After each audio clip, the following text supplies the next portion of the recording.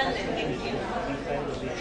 I'm just trying to calculate how many kilometers we're Right, I know.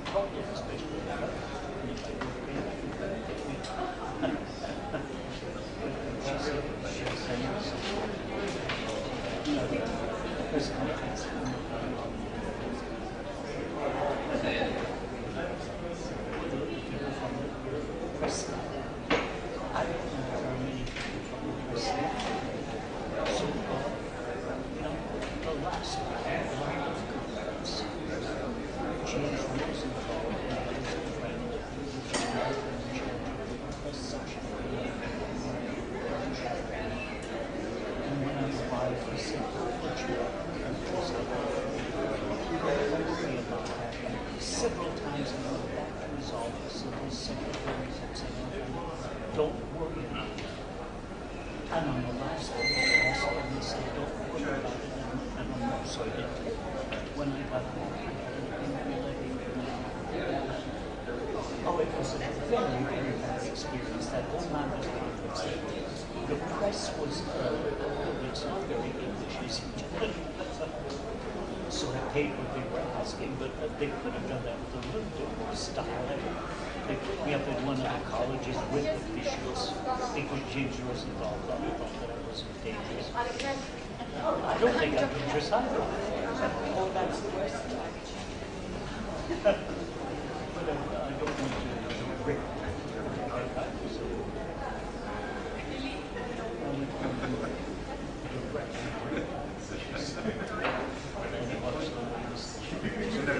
This has to be fine.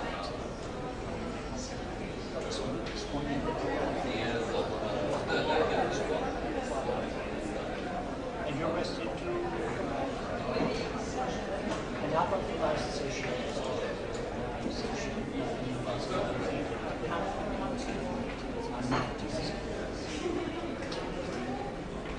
Tedious or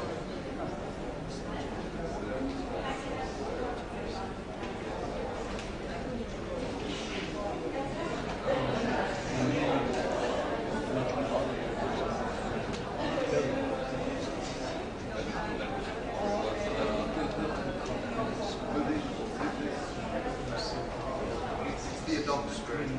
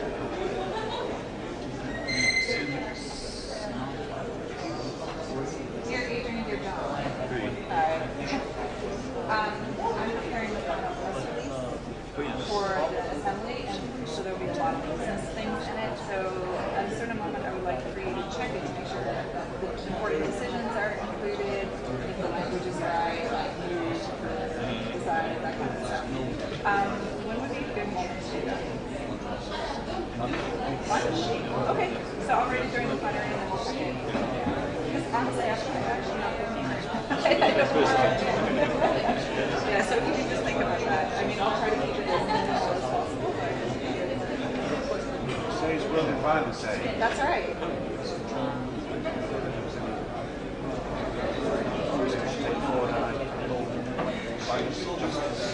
we're working on that story.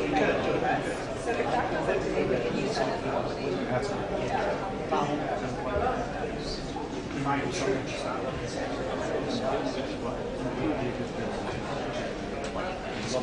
I am.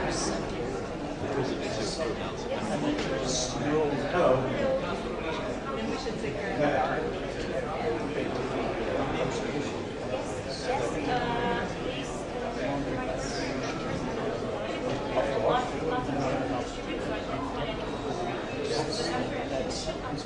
That's all right. That's all right. I don't mean immediately spell out. So, but I would like to have. I've been.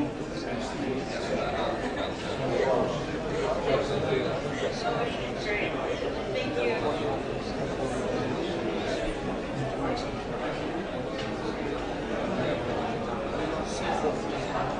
Talk about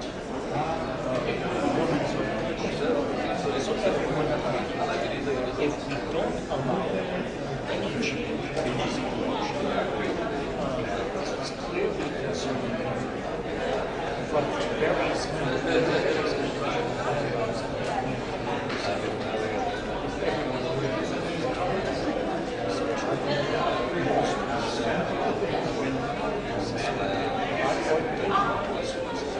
which is making happy and that's what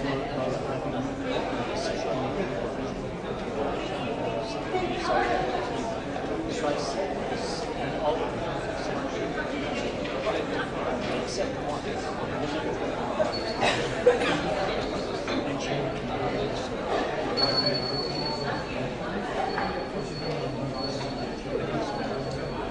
she became my dear friend.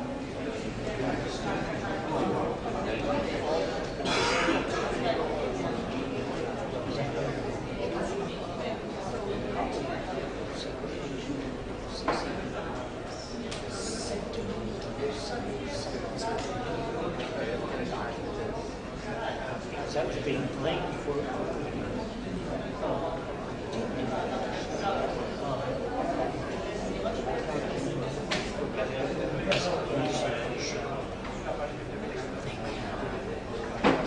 but I appreciated that he was trying to push me in any direction. And I thought,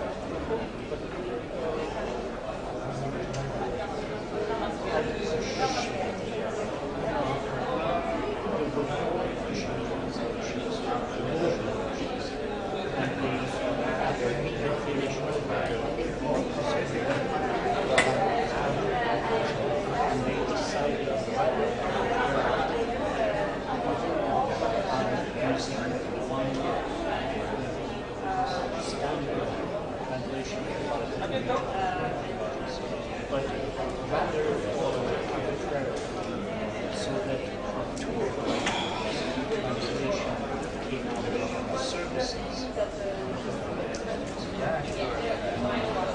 So,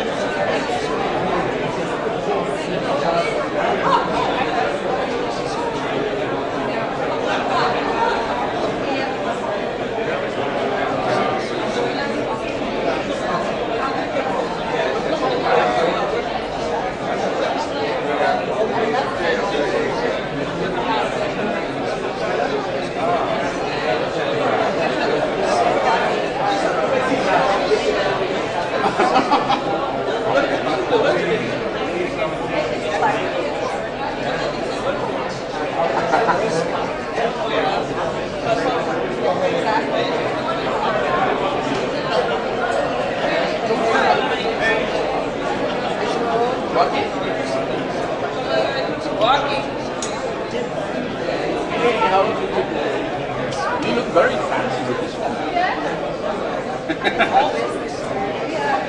You know my friend Danny?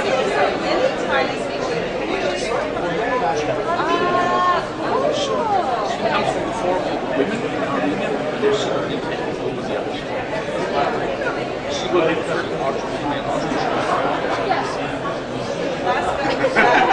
Last governing board, Serious.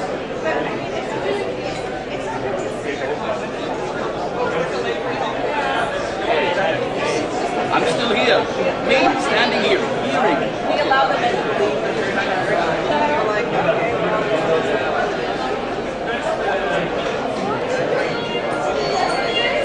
I went to a pub. Tonight we go for, you come to the event? We have a beer tonight.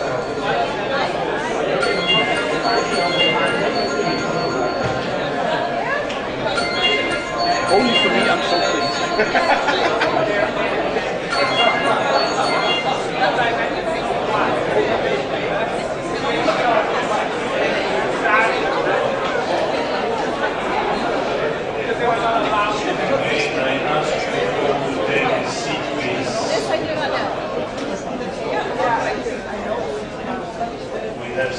some business to do.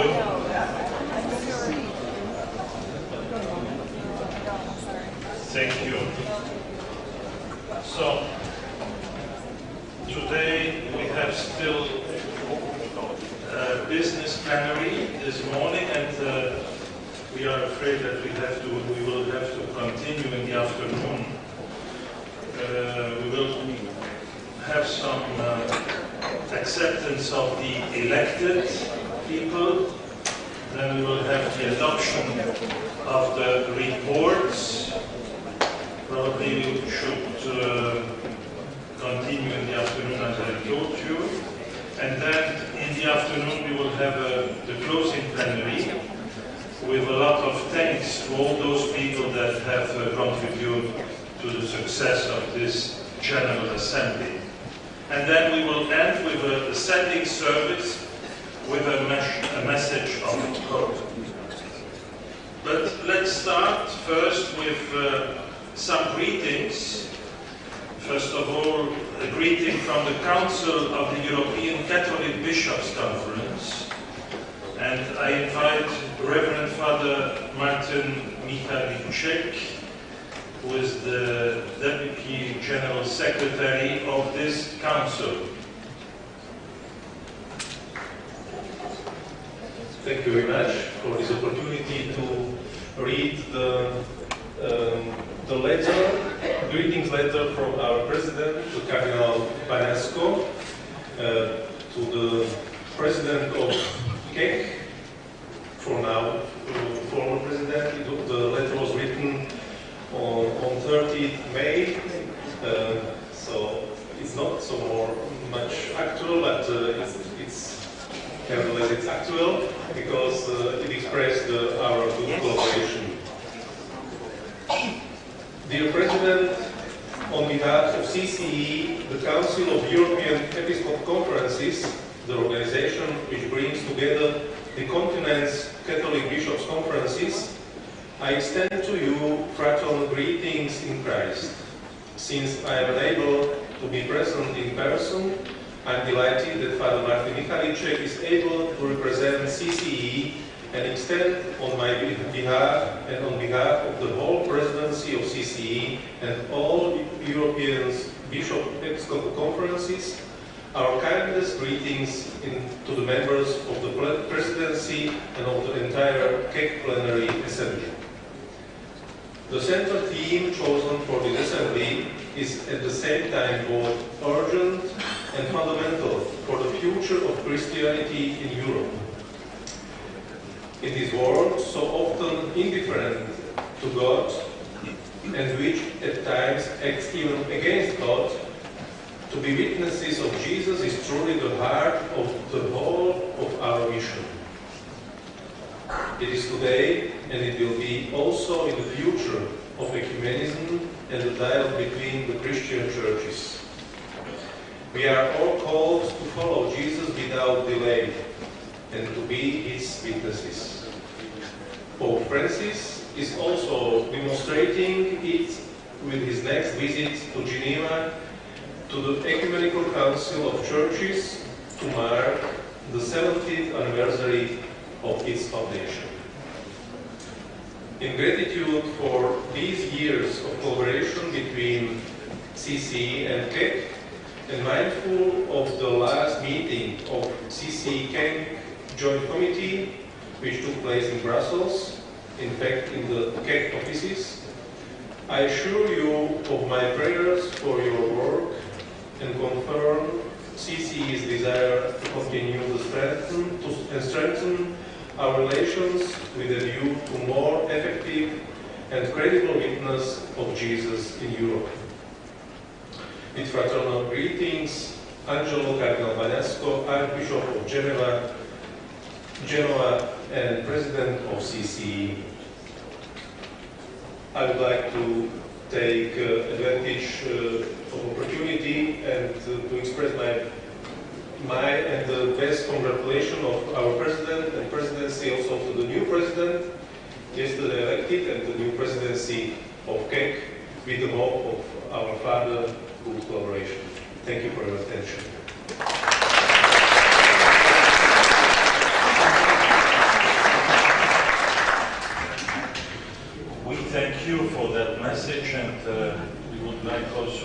ask you to give a word of thanks to Cardinal Bagnasco for sending us this message.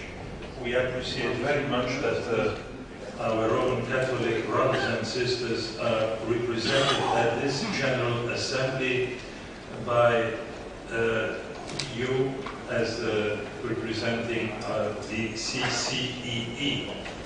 And then we have a next message that will be delivered by Mr. Lennart Desta, who is representing the CCMP, the Church's Commission for Migrants in Europe.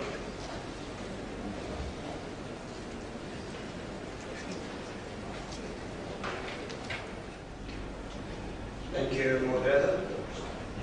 Your Eminences, delegates, guests and participants of the 2018 Novi Sad General Assembly of the Conference of European Churches, brothers and sisters, I bring you warm greetings from Church's Commission for Migrants in Europe.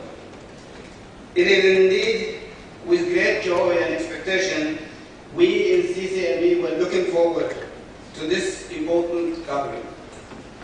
Founded in 1964, Church's Commission for Migrants in Europe is an organization of churches and ecumenical councils, as well as specialized ministries and or agencies of churches from currently 19 European countries. CCME strives to serve the churches in their commitment to promote the vision of an inclusive community through advocating for an adequate policy for migrants, refugees, and migrant groups at European and national level. In the fulfillment of this mandate, it is responding to the message of the Bible, which insists the dignity of every human being with no distinction between stranger and natives. CCME works on issues of migration and integration, asylum and refugees, against racism, xenophobia and discrimination, undertakes researches, initiates, develops and implements projects in this field. It represents the common voice of churches in Europe on the above issues vis-à-vis European institutions and international organizations active in Europe. CCME provides space for churches and Christian agencies to share their experiences in their ministry among migrants, refugees, and ethnic minority persons. We indeed are grateful for close cooperation with the Conference of European Churches and the World Council of Churches, which are vital, and we are convinced and are of benefit both for CCME, for CEC and the WCC. The intensive cooperation between CEC and CCME intends to deepen the understanding of migration today and strengthen our impact. Thus, we appreciate that we are able to conclude a further partnership agreement in November 2017, which will help us to grow together and enhance the cooperation further. CCME, together with CEC, has sought to build bridges between churches. For example, bridges of solidarity in 2015 and following years between churches in the northern and western Europe with those at the southern borders of EU through ecumenical visits and channeling material support, as well as building bridges between churches with different responses to refugees, minority ethnic groups. These ecumenical conversations between the European churches are important to help bridges between churches of the traditional ecumenical movement in Europe to connect with churches of new expression in fulfilling the idea of being church together. Allow me at this point to remind and request your prayers for our fellow brothers and sisters in Christ in Greece, and especially also in Hungary, as you all know the situation. Now, this assembly has the biblical theme, "You shall be my witnesses," a exploring the concepts of justice, witness, and hospitality from a European Christian perspective. It is addressing us as churches and societies with a timely message. True to their calling, European churches and Christians, together with Christians from all over the world, are called to be witnesses of the incarnated, crucified, died and risen Lord Jesus Christ, the Messiah. We are called to declare the sacrifice was accepted, sin was atoned for, Jesus has won victory over death, sin, enmity, and division. He has declared peace between God and the humanity, indeed between all of us as humans. Together with the Holy Spirit, we are entrusted with this message into entire world, that we shall be witnesses through our lives, through our words, through our worship, through our fellowship and advocacy and worship. Christian witness in Europe at this moment is tested with two important challenges. The first one being our witness is challenged in the way we treat each other. As in the past, as it is now, and in the future, for churches and Christians in Europe, the daunting challenge will be how we treat each other, how we love each other, how we speak well of each other, as Justin Welby has kindly and reminded us in his speech, that we are called to treat each other with love and courtesy. The second, however, and also important, is the way we treat the other that comes our way. Migration is where European Christian witness, hospitality, and justice is put to test. With the rise of nationalisms, ethnocentrism, xenophobia, growing Euroscepticism, and European governments' continuous effort to push the problem out of sight and out of mind, European churches find themselves in a kairos moment. Time has come unto European churches to take a stand, as much as it is unto European societies. No longer in my name, not in my name. Not in my name, just injustice at home, not in my name, injustice abroad. It is no longer taken for granted that we continue to support our governments, whatever they do. No, time has come. We have to make a choice, whether to follow Christ is the Lord or Caesar is the Lord. The urgent question to us today is, dare we, shall we, can we welcome and invite in the strangers, the others? Can we welcome refugees to Europe when governments want to do everything they can to make Europe a refugee-free continent? I hope churches will stand up and rise up to the challenge that is placed upon them. I trust this assembly will emerge with an equivocal message that European churches choose to stand with Jesus Christ, who has invited them and entrusted unto them to be witnesses of justice and hospitality. To be witness is to choose to follow the road of martyrdom, of sacrifice, of cost, and of consequences. I pray for God's wisdom and grace to discern and obey the will of God for our churches and indeed for our societies. I thank you.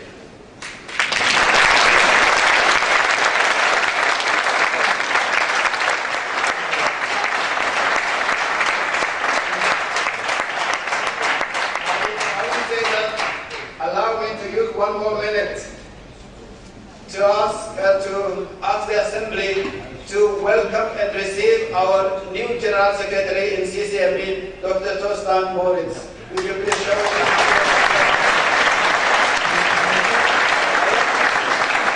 I don't have enough to tell you about him, and most of you know more about him, and we will get to know more.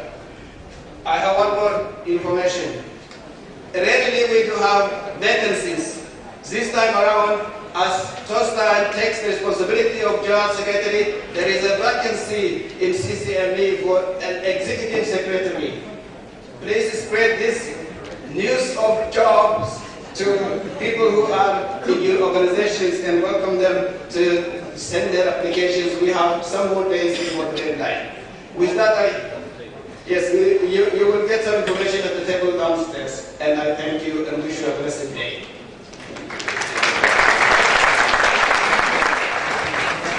Thank you, Mr. Testa, and we thank also CCME for everything what it does for all these people in need and looking for a good future in Europe. And we congratulate also the new General Secretary of the organization. And then we go on with a third message that will be delivered by Mr. Walter Leusi. He is representing Oikosnet, which is a network of some 40 Christian academies and laity centers in Europe.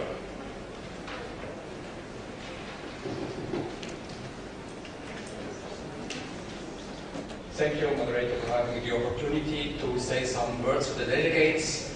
I know that our ears are stressed the last days and you will have a long day in front of you. Anyway, thank you very much for this possibility. Honorable participants of this General Assembly of CEC, brothers and sisters in Christ. My name is Walter Leusi. I'm from Switzerland. I'm a member of the Reformed Church, but I'm here on behalf of the board of Oikosnet Europe, like you hear, and for our German friends, I will speak in English.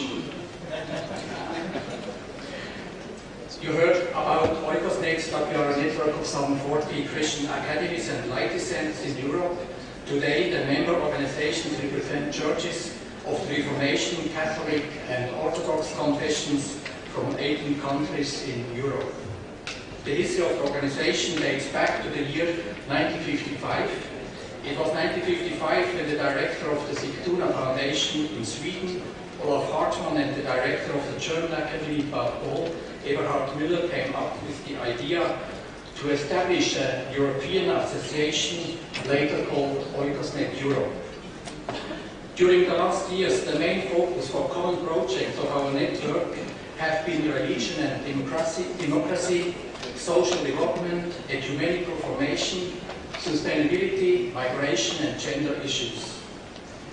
In March 2017, the board of Oikosnet Europe released a public statement on the future of Europe called for a Europe in conviviality, a Europe of and for the people, just and participatory. I would like to point out to you that many of our members deal especially with the European question.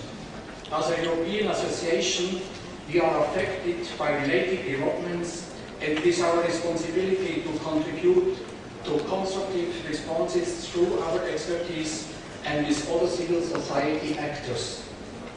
We decided to put the issue of Europe to the forefront. The members of Oikosnet Europe will meet for the annual conference in September this year. It will take place in the Orthodox Academy of Crete, and its main theme will be, we call it Europe with different eyes, the case of Greece, for example. Besides this, we brought on the way a project in which different member organizations deal in a joint cooperation with the role of religion in the media. And at the conference in September, we will also present a new project named Strengthening Civil Society, Deliberative Discourses and Democratic Structures in Europe. I'm looking very much forward to meeting there again Bishop Ioannis Sakalario. I focus on this issue because I can see in these days how eager the member churches of CEC deal with the problems of our time and how seriously you as delegates are engaged with the future of the Christian faith on the continent and with the spiritual progress of the peoples of Europe. Please take also advantage of our expertise. Make use of it. Found ways and forms how we can be a more active and substantial part of your own process. And here you can see that there is a link to what we heard yesterday in the strategic, what is written in the strategic paper, that you want to change a little bit the mode of operation and to establish and to bring forward the relation to partner organizations.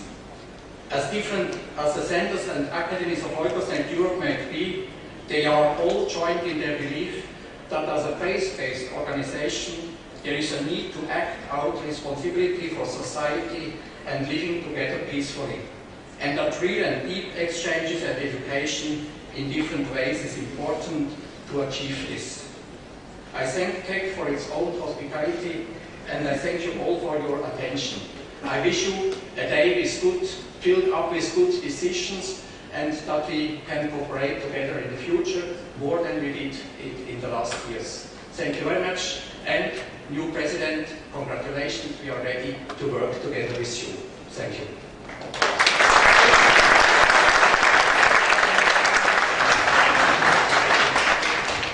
We thank you and we wish you all success in your important work. And we are very happy that yesterday we went through the elections of a new presidency and of a new board and the proxies. And as it is in the constitution of our Conference of European Churches, we should ask now the elected people to stand up all together as an acceptance of their elections, included the proxies.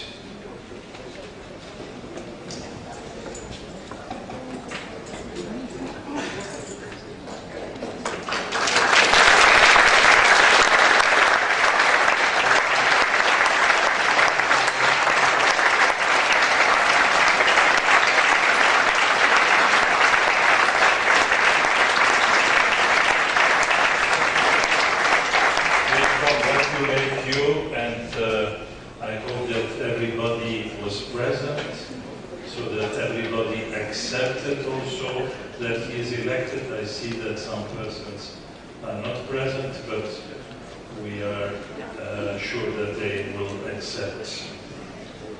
And then I think we have to say a word of thanks to the tremendous work that has been accomplished by the nominations committee. And we would like to ask them to come here on the stage, the responsible people of that nominations committee.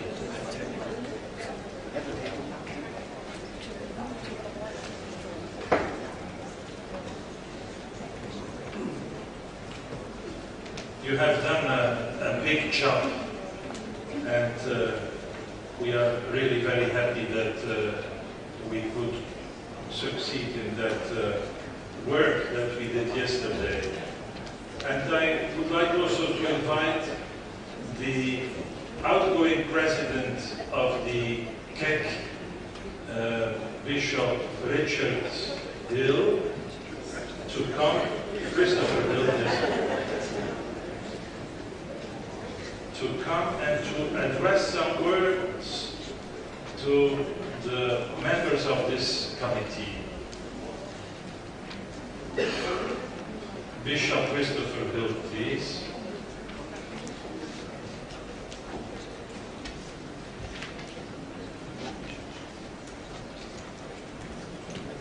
Yes, we would like to ask you to address some words of thanks to the people of this nominations committee, the outgoing.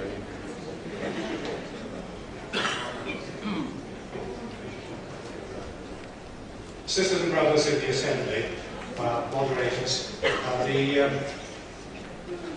it's difficult for me to say which is the most difficult committee to be on, but I do actually think it is the nominations committee. They also agree. It is the most, because they have the task of looking at all the balances, and of course they can only work with the nominations that have been sent in from the churches. So they don't start with a complete universe. They have to start with the names that have been sent in. And then, of course, there is the inevitable tension which happens at an election. And then when there are changes, there are always changes from the floor proposed, some successful, some not. And then, of course, there's a question of upsetting balances. They have worked like slaves behind the scenes for a very long time. And can I also say that the previous nomination panel, which was coordinated by Christine Bush, does the preparatory work as well, and that has not been easy either. I'd like to propose a vote of thanks from the Assembly to our nominations committee, if that's in order, Moderator.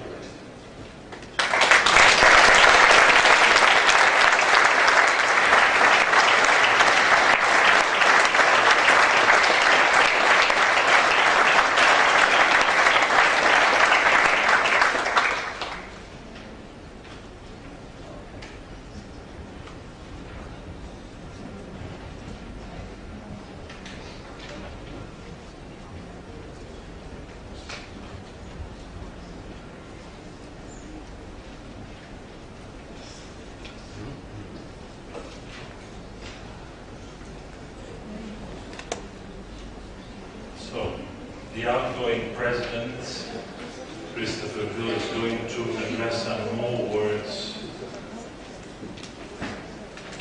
I'm sorry to speak again, moderators, Assembly. Just one or two thoughts from our work as a plenary. The first thought is that in any conference or meeting like this, there comes a point when there is maximum frustration. And people get tired, a little bit angry sometimes, and we had a little bit of that yesterday. Can I reassure you that this Assembly is much sweeter, better tempered, cheerful, even smiling, than the two full assemblies that I have been part of in the past. And those of you who are present in Lyon or Budapest, those that have spoken to me, have really emphasised, and I can see thumbs up and things, so you are a very good assembly.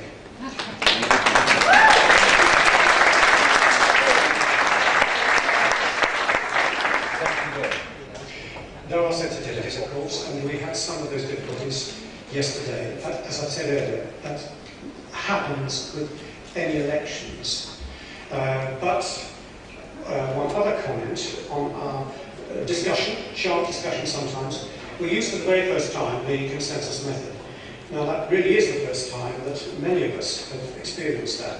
And the new governing board, I'm sure, will consider that and see whether we need some further, not just procedural reflection, but theological reflection on what it is to try to do consensus decision making on highly sensitive or doctrinal issues. That's a first try with that. That's a unique thing for KEX so far, with you, the guinea pigs of the Assembly.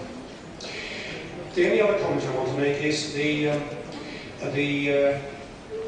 sensitivity which is necessary when it is necessary to have a closed session. The previous members of the governing board not standing, including the three presidents, current, outgoing, I had to think when there was the closed session, now, do I go out or stay in? Technically, I'm part of the assembly, but not with a vote. For those who have to go out, that feels like an exclusion. So I just urge careful thought about the closed sessions. I'm not suggesting that was wrong. Indeed, over elections, that is sometimes absolutely right and necessary. But there is a sensitivity there of what it feels like. At Budapest, there was a point when everybody was excluded other than the delegates, and that included the youth organisations. And it has taken several years to rebuild the relationships. And so that's just a thing to ponder on for the future. The only other thing I want to say, there will be an opportunity later on, but this assembly depends on very many people, many committees, and there will be an opportunity for formal thanks later. But I could not have done what I have tried to do without the assistance of two wonderful vice presidents. Metropolitan Manuel has already had to depart for other business for his church, but also a wonderful governing board. And we'll have a formal opportunity to say thank you, but I just wanted to slip that in as I was speaking, and it didn't stop the ships when they're speaking. Thank you.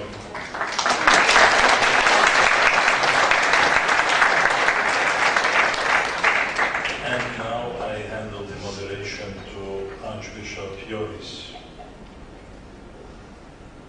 We have some reports this morning, and we have to receive those reports. So I have to pose the question if there is a quorum.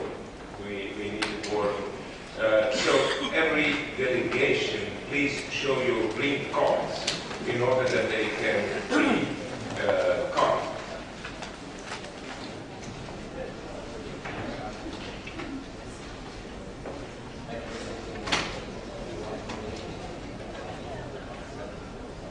Only one per delegation.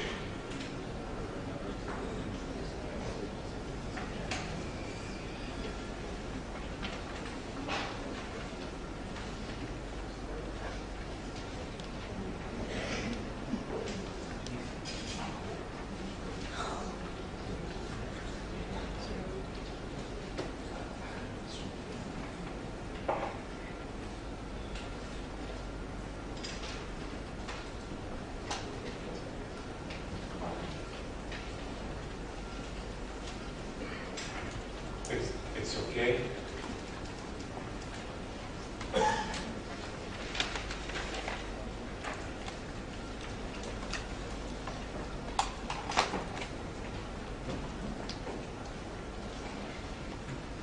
You're waiting for the results.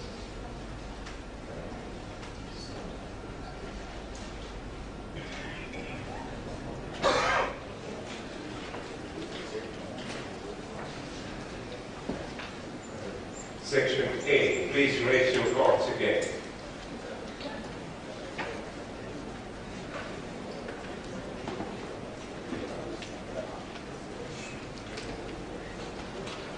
Thank you.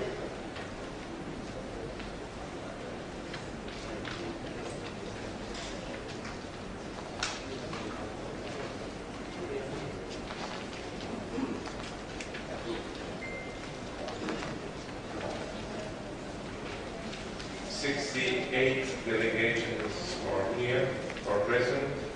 Can we have a quorum? Yeah, okay, thank you. I call upon the chair of the Strategy and Policy Committee in order to present the report.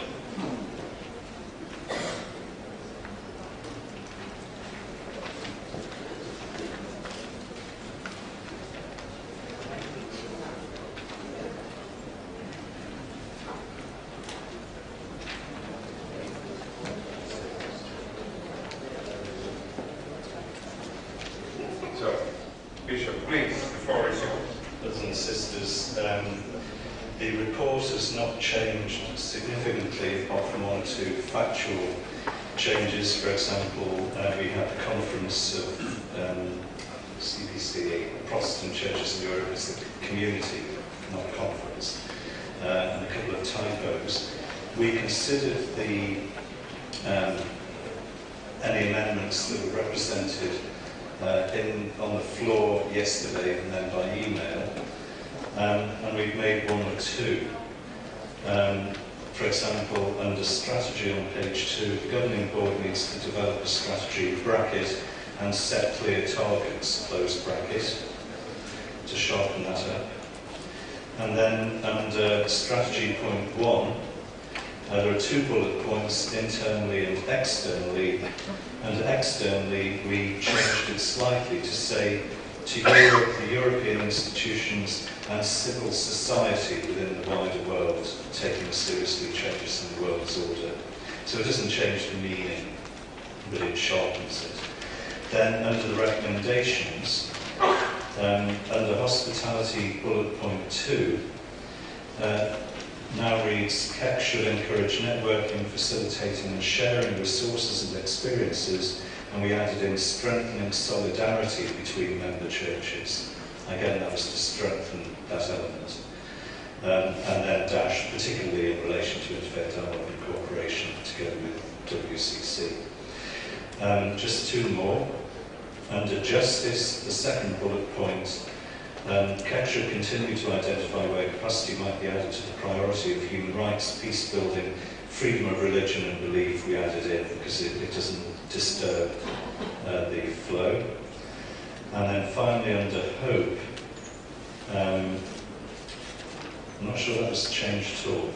CEC should seek both to challenge and inspire member churches for local and national engagement with politics, economics and cultures, utilising tools such as receptive ecumenism and theological dialogue, all rooted in an incarnational commitment to God's world and people made in the Imago Dei. We considered all the amendments, but feel that again we want to keep it concise and not simply add to lists of organisations.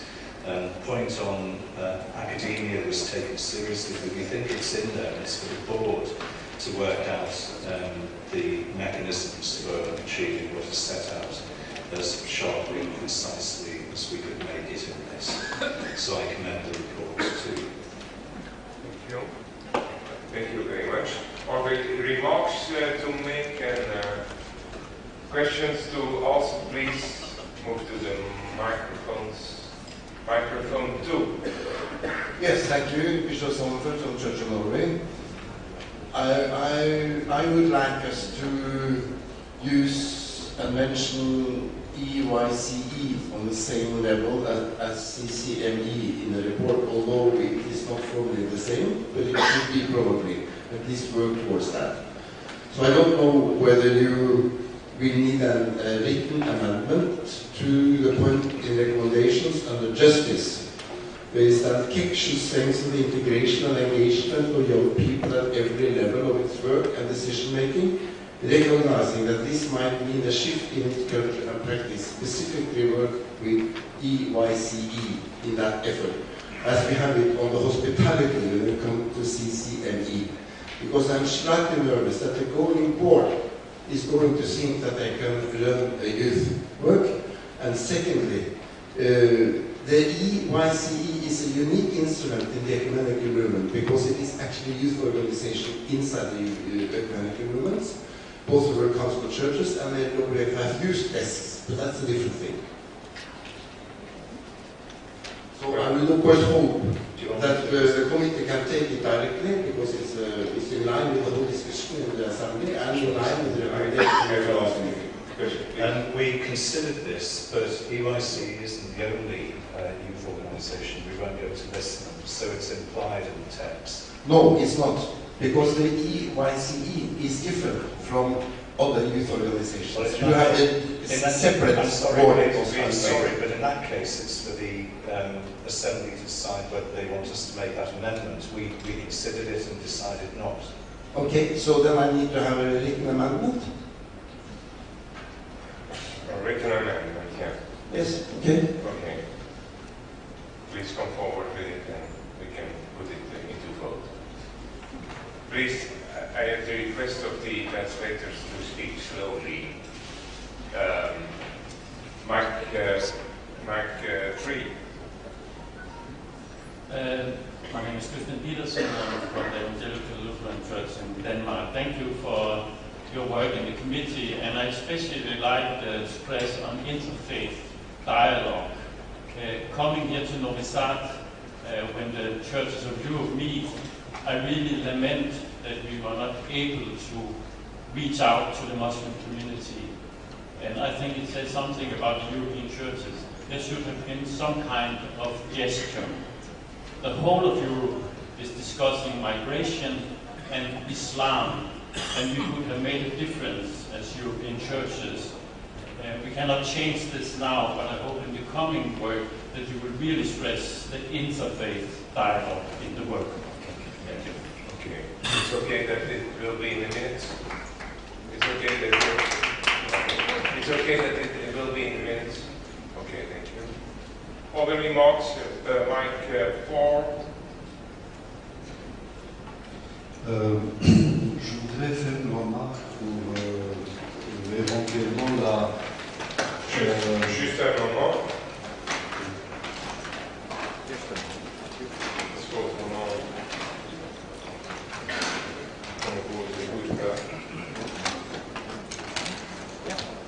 Oui.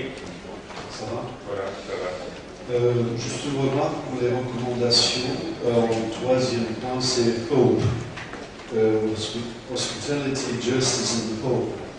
Est-ce que nous ne faisons pas assez référence, peut-être nous sommes des chrétiens, nous faisons référence aussi à l'évangile, et nous avons dans l'histoire du christianisme européen, nous savons que l'évangélisation a été faite par une forte spiritualité vécue jour après jour par exemple, des moines qui partaient du nord des îles de l'Écosse, arrivés jusqu'en France, et toute l'évangélisation de l'Europe a été faite par les recommandations du Seigneur, en disant que ce type d'esprit avec lesquels nous combattons jour après jour dans ce monde ne sort que par le jeûne et la prière.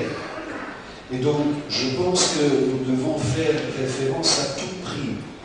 Quand il s'agit de recommandations, par exemple, nous, les orthodoxes, on ne se retrouve pas du tout dans les recommandations qui disent nous devons nous impliquer dans la politique et d'autres choses.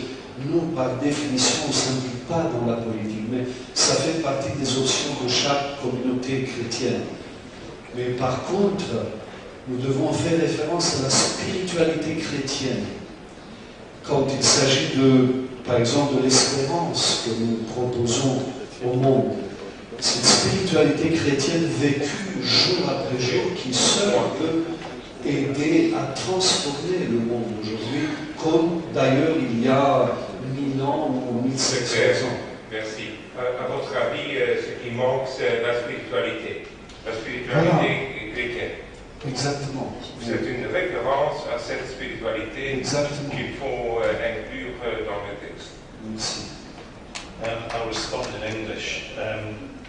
I think it would have been helpful to have heard that yesterday, so we could have drafted something if necessary to go in. I think it's a bit late now, but I take the point.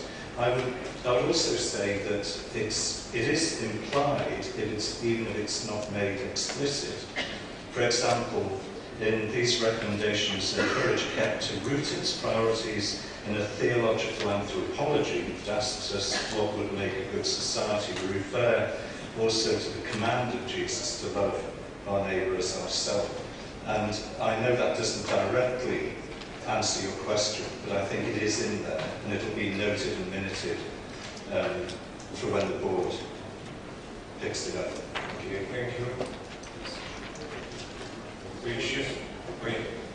Si je peux réagir un petit instant. Tout petit mot. Voilà, un tout petit mot. C'est vrai que la justice ou l'injustice dans les évangiles n'est pas toujours une injustice du point de vue évangélique.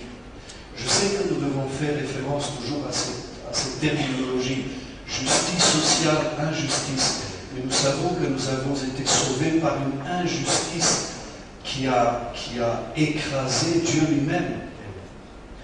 Donc, je pense que le point est tout à fait clair, c'est dans le procès verbal maintenant. Alors, c'est ça qu'on peut faire encore à ce moment-là. C'est un peu tard, c'était le commentaire, que c'est un peu tard maintenant, mais c'est en tout cas noté dans le procès verbal. Alors, on va retenir ça, en tout cas. Merci. other remarks to make or questions to note? And that do we have the motion? Because I have, if the motion is there, so we can vote on the motion and then afterwards we can vote on the report.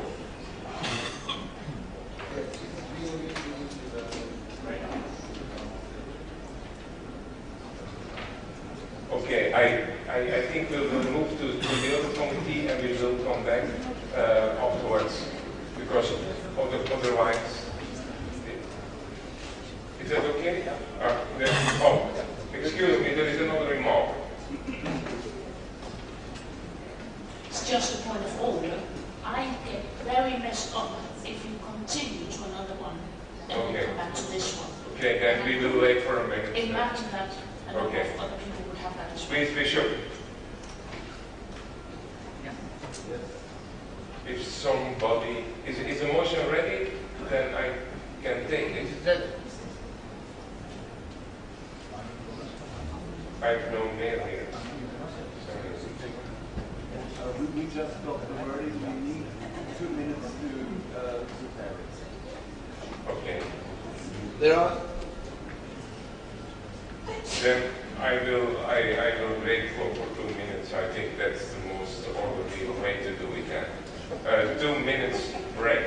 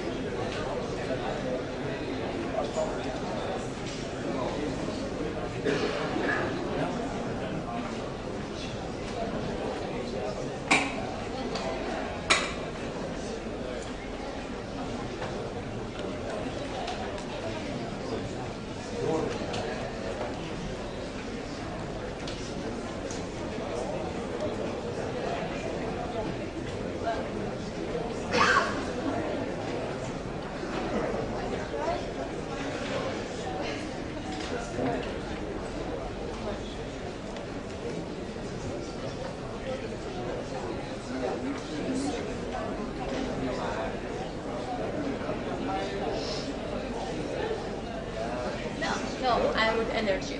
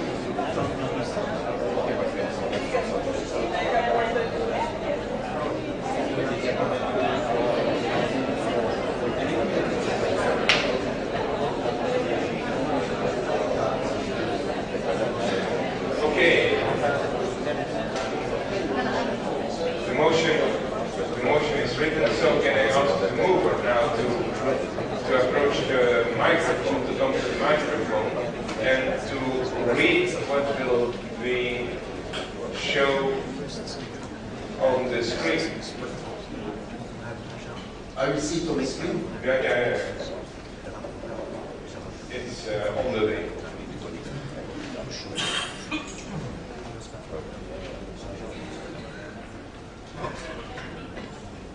Yeah, there are two amendments.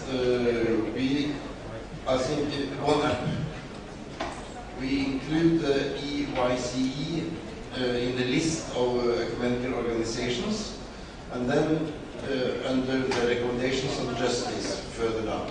Okay, but then there are two motions, because otherwise we will mix it up. It's in one motion with two elements. Okay. Yeah. And then under justice, it's the amendment working with EYCE and other youth organizations to further develop youth participation in the ecumenical movement. Okay. And we can take this as one motion. Actually, there are two motions. Two motions. So, yeah. I want to go to the first one now, to the first amendment, and I will ask a vote on the first amendment. So to mention EICE on that spot in the report. But inside the brackets there. Inside the brackets. Okay, I ask you to vote that the report will be changed and EICE will be there between the brackets with the other organizations. Who is in? Oh, point of order? No, it's.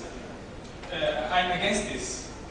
Okay. Can I say? Okay, I'm sorry. I cannot say. You are right. You have the right to speak on it. Yeah. Please go. Yeah. I'm a WSF senior friend, so we work together in the past, WSF, EYC, other youth organizations together, and we always were very careful not to be the privileged one in relationship with CEC. Every time CEC invited WSF, we said, hey, you need to invite EYC, the same happened to the rest. Torsten Moritz is a senior friend of both, and Beate also. So many people here come from different ecumenical organizations, young ecumenical organizations, and I think that we cannot just mention one.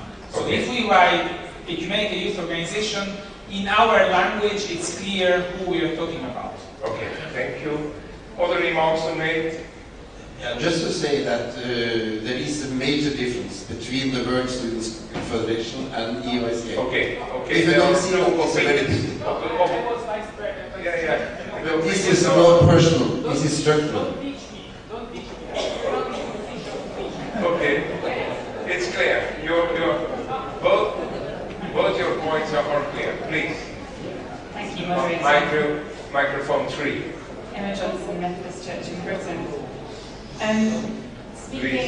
Speaking to this particular part of the motion, I would like to draw the Assembly's attention to the fact that the list of organisations that we've got in the statement, preceded by EG, for example, is 5 lines long.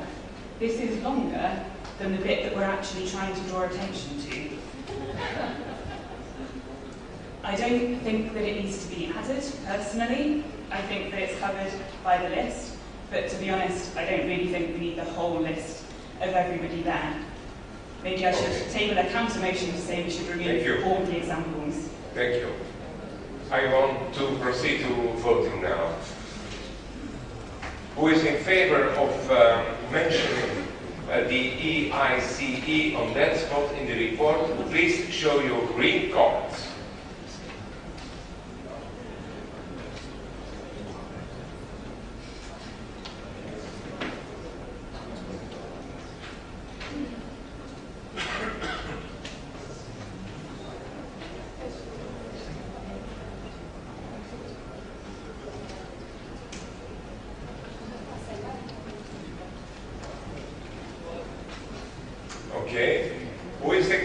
show your red cards.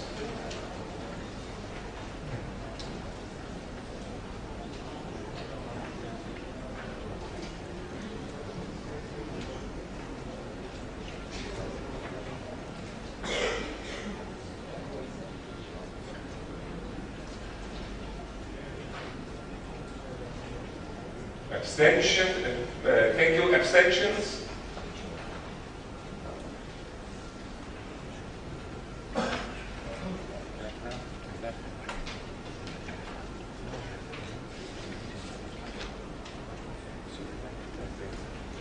Thank you. Waiting for the results.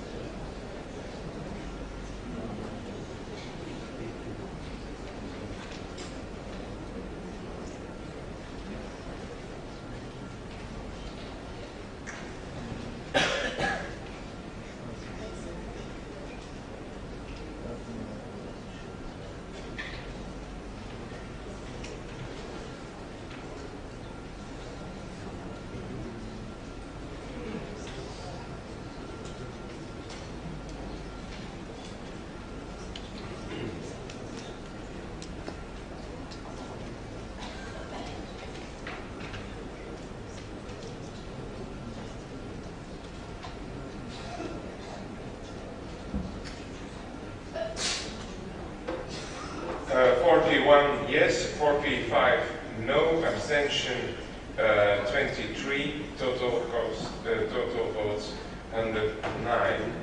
So the vote is rejected. Then we will proceed to the second amendment. So please will you read the second amendment, Bishop? I realize that not everybody is familiar with the acronym here. So just for a point of order that you could add working with Ecumenical Youth Council in Europe and other youth organizations. I need the text. And other youth organizations to further develop youth participation in the ecumenical movement. Thank you. Are there any remarks to make to this amendment?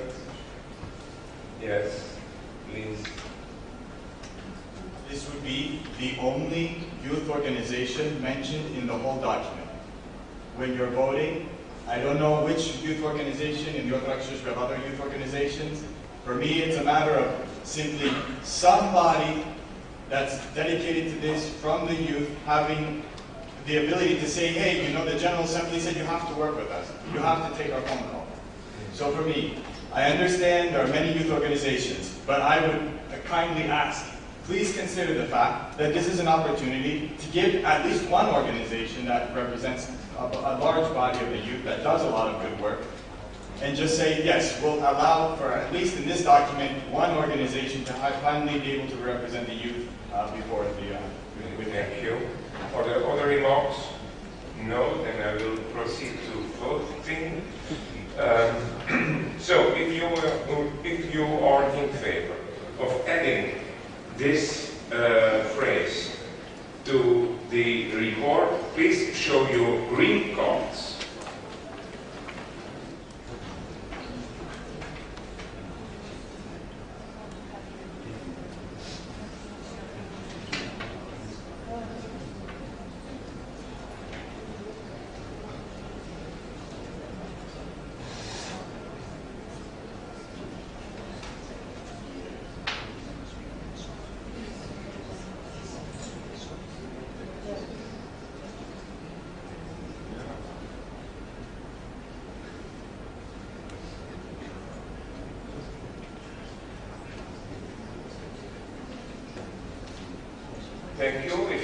against, show your red cards.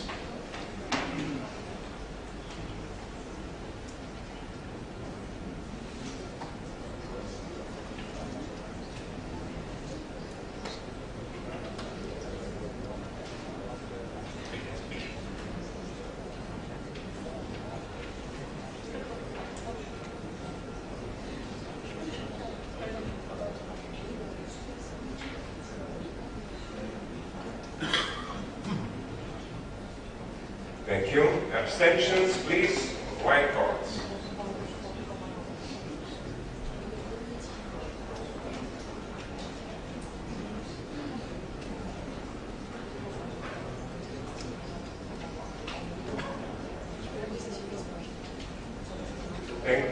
Thank you. We will wait for the results.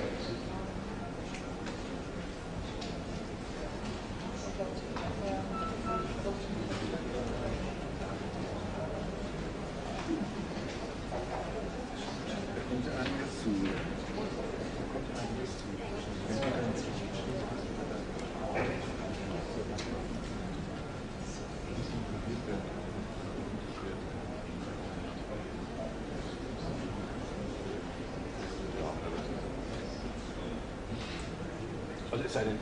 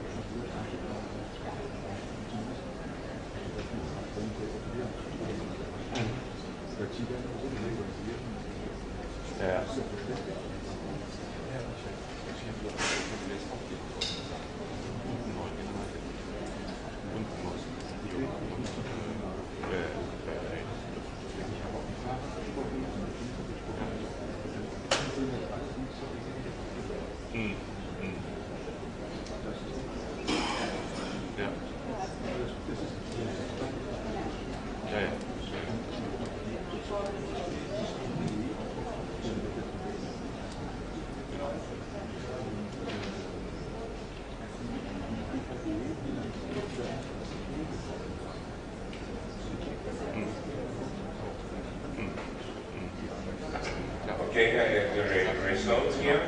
65 yes, 34 no, abstention 14, 113 people have voted. So the vote is carried out. Then I will proceed to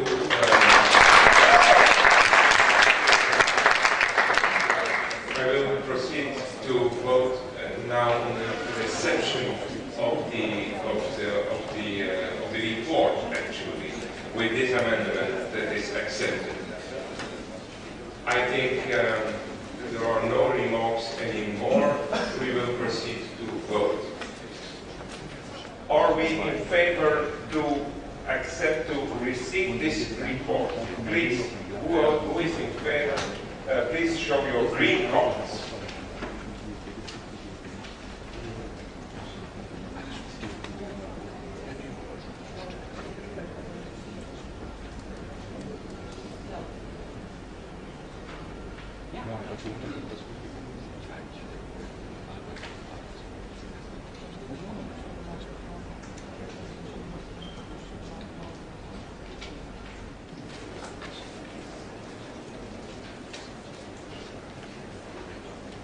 It's okay. Who is against? Show your red cards. Against?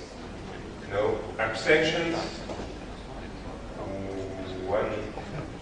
abstention. 2 abstentions. Okay, thank you. Thank you very much for your work and for the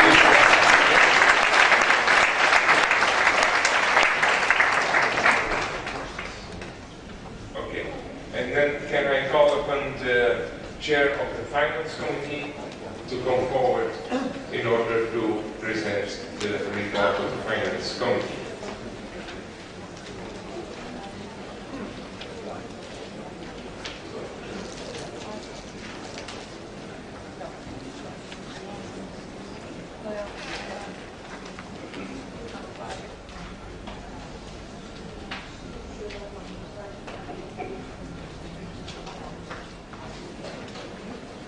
So, Mr. Moderator, dear sisters and brothers, I thank you for discussing yesterday. We have come through from some part. Just two very slight corrections, I would like to say. And the first one is in the tables. You see the page in the report. It's page 4. And quite slight, there is a table in the various salaries, staff, CCME.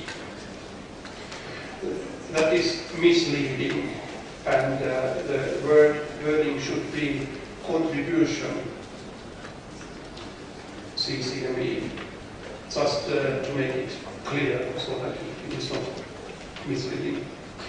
And then a couple of corrections to the tables, and I'd like to give the word to Michael, who knows them quite exactly. So please.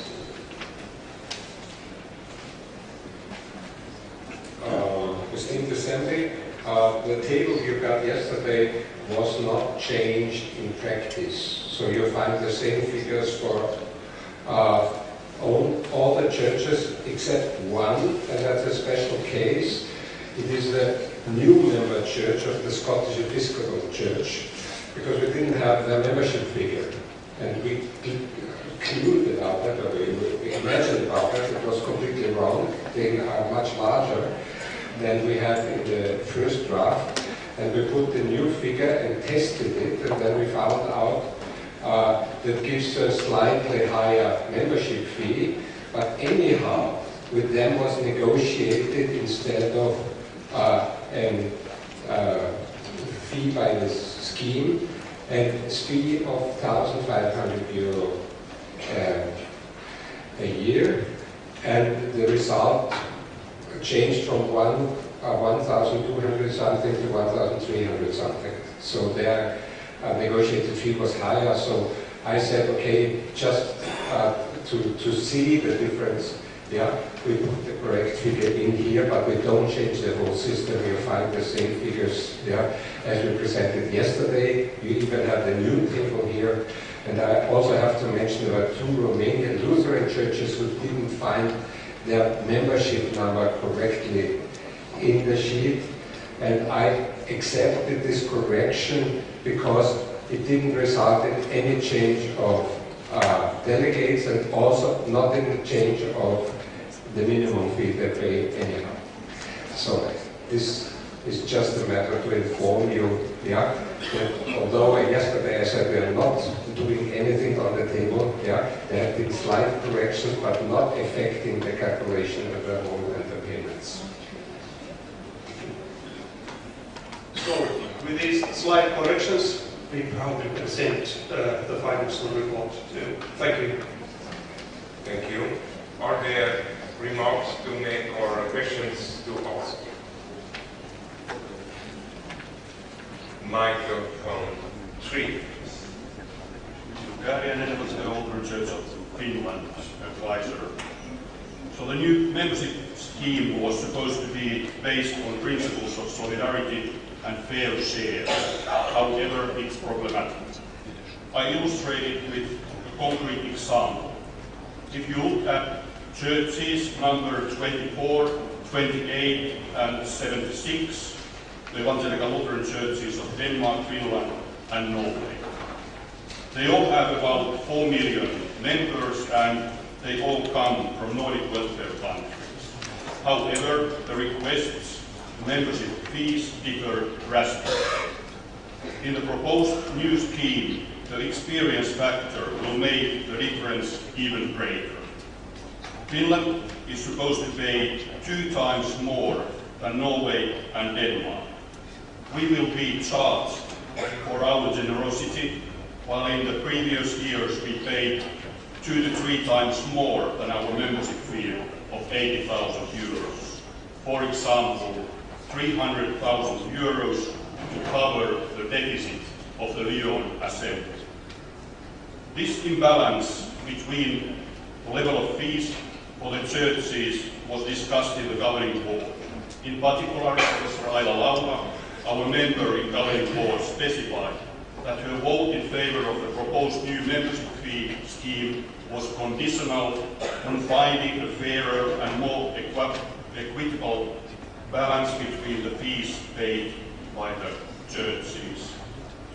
The new scheme is not fair and it consolidates inequality.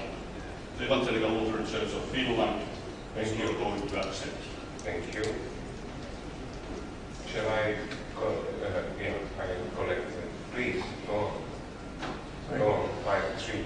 Jurgen Zijlstra, Protestant Church of the Netherlands.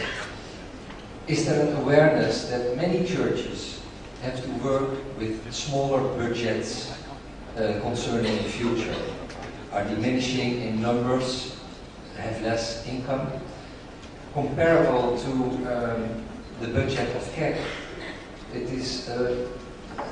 It strikes me that there is lacking some awareness of the development of the financial power to carry such an organization inside the churches. Thank you. Microphone 2. Please, go on. Janne Sjögren, Church of Sweden.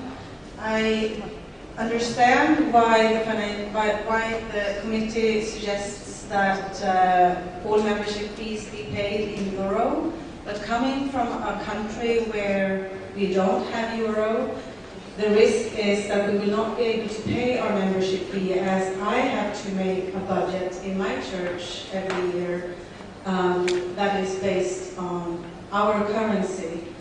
And for CEC, so far it has actually benefited that we pay in Swedish krona. I understand it's difficult to balance a budget, but I just wanted to be noted that we will not be able to always meet the euro if that is put in that we shall pay it in euro. Thank you. Microphone 3. Words, Protestant Church. I want to follow up on the point just made by the previous speaker. We also come from a non-euro country, so that might result in some insecurities how much the influence will be on our membership fee. But I want to add another point. Although I talked with Michael Rubik before, I'm wondering that some countries, I don't want to name anyone, some countries are able to nominate people for the governing board, but obviously are not to pay the full membership fee. We are very reluctant. We will never put up a member for the board because we're unable to pay this internally because we have to set money and time aside for these persons. And so I find there a certain discrepancy. Michael Rubik stated to me that there is never any fairness. I can agree to this point. Thank you. Microphone 2.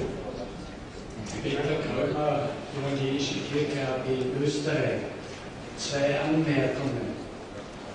Die CEC ist ein internationaler Verein nach belgischem Recht, unterliegt daher den Rechnungslegungsvorschriften belgischen Rechts. Das bedeutet, dass alles in Euro ausgewiesen werden muss und auch die Mitgliedsbeiträge in Euro vorgeschrieben werden müssen.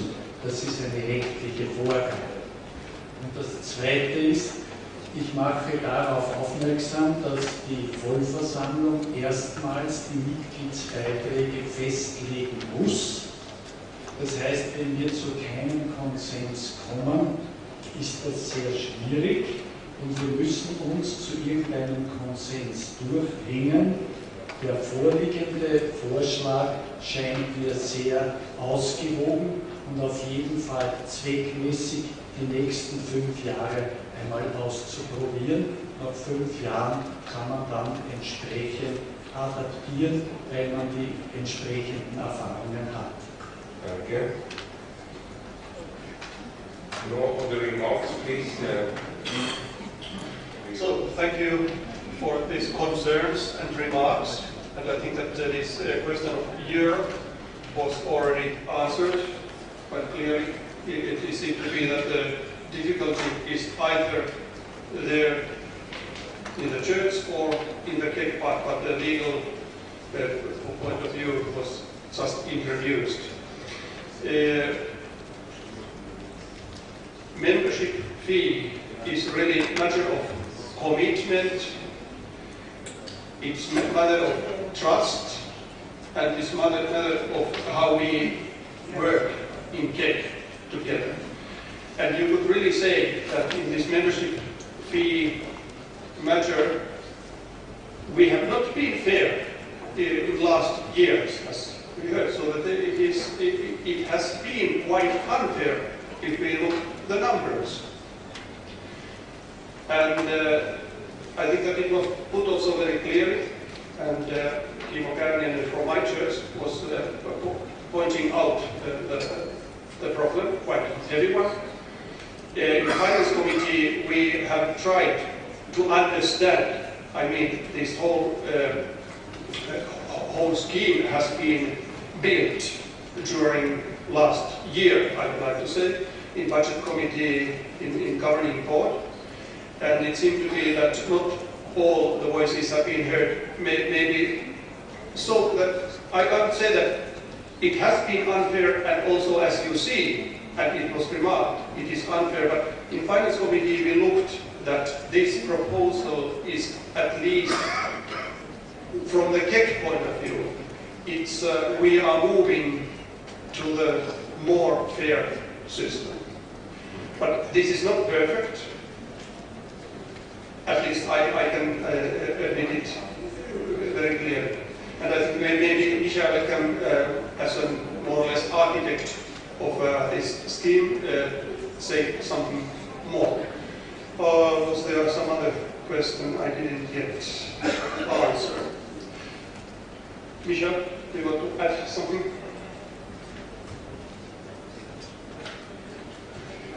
First, what I want to say, I was always grateful as a treasurer that there are some churches who carry Czech through, especially the Germans, but then second, the Finns in the last years. And I have to say, Finns, it's always the Lutheran Church of Finland. Sorry, but they say that it's an EKD in Germany. That helped Czech to do its work at the extent it was until now. The question we had is that there was bigger contribution in the past, and there were 2 offices. So the question of reducing is already done. The money which is there is 1.2 million at the moment, is almost 200,000 less than there had been in the past. So if I hear that we have to prepare for cutting down, we already cut it down. And that makes me angry, because if we want to cut down every year so much, then it doesn't exist in 20 years anymore. So please acknowledge that the cut has been done already. The whole transition period led to the cut. What I tried with this proposal, together with Christian Krieger, to preserve at the moment 1.2 million, for here. And if you look at the table in the 19 to 23, you can see there is the requested membership fee, but also we know there will be 140,000 at least not coming. So that gives the 1,200,000. That is the one thing. I understand the Nordic problem, if you compare the countries. That was even more severe in the past. This system will now lead, and that has to do with changes in church legal structures. That the Norwegians will come up with, they already came up with higher contributions in 2018 and will live up to that, I was informed, also for the coming years. But that's still not where the justice between the Nordic churches would be when you compare the wealth and the number of people there. So, yes, in that respect, the system still is very much unfair. But we tested our system, and I was working on a fair system in 2014-15 and presented that to the churches through the budget committee. And I made clear, if you want to have this system employed, CEC will lose more than 300,000 euros. If you want that, then you have a fair system, but a partially ruined CEC. So decide what you want to have. Because just imposing a fair system doesn't solve the problems many churches have to come up with a requested membership fee. Please take that into account. What we propose here is a viable system. Departing from a CEC at the moment, the reduced CEC already is, and trying to secure for the future. And securing for the future means, of course, that this reduced CEC has also to build in some compensation for the, what's the English name of the rising of prices, and especially salaries. We want to make clear that you have the same thing in your churches. And if in 5 years your churches have become so much smaller, then come back with the membership numbers, and that when we see the membership, for example, reduces for 10, 20, 30% compared to the figure 5 years ago, then of course one should consider that as well. But we have to be the witnesses, and I don't know that will happen. Thank you very much. Thank you.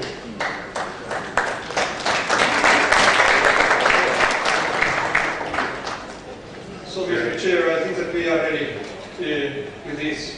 Did you address the point of curiosity? Curiosity, yes. It was pointed already, I think. Okay, thank you. Okay, thank you. Are we ready to adopt this? There's a motion. Oh, please. Yes, and it is to be seen. There is a motion. There's a motion, I have given it, and may I see it? I allow.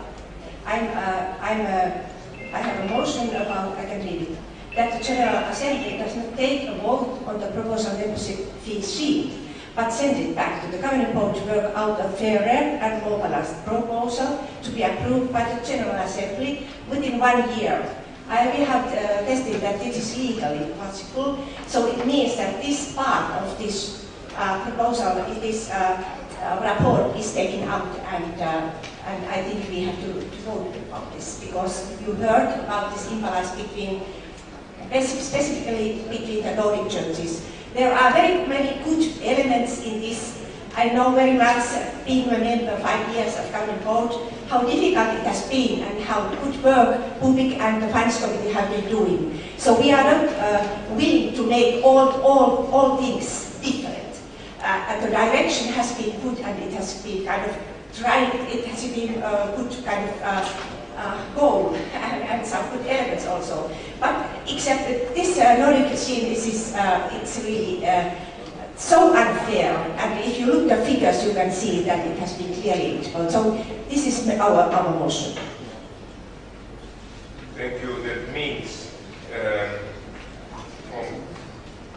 that the points 7, 8 and 9, it's correct what I'm saying now, that the points 7, 8 and 9 will be taken out the report if this motion is carried. Is that correct what I'm saying?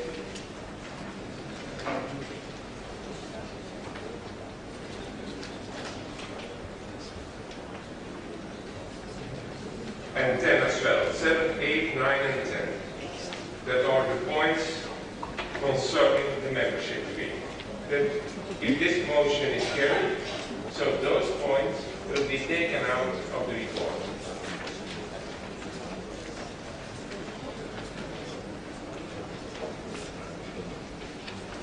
It's in 19, number 2.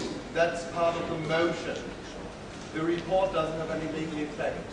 But number 19, number 2, that would be taken out of the motion. That would be taken out, yeah. Okay, that's the the report can stay, and it's 19.2. Okay. Do you have a comment on this motion? Yes. Please. And you as well? And you as well. Okay. Microphone 3. Teemu Toivonen from the Orthodox Church in Finland. Just a question.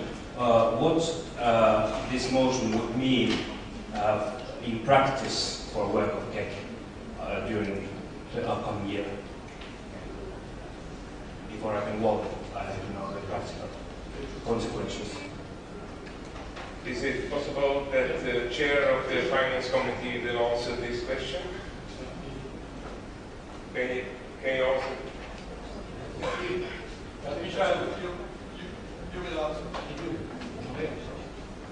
Microphone 2 can answer the question as well? Or? Ja, teilweise.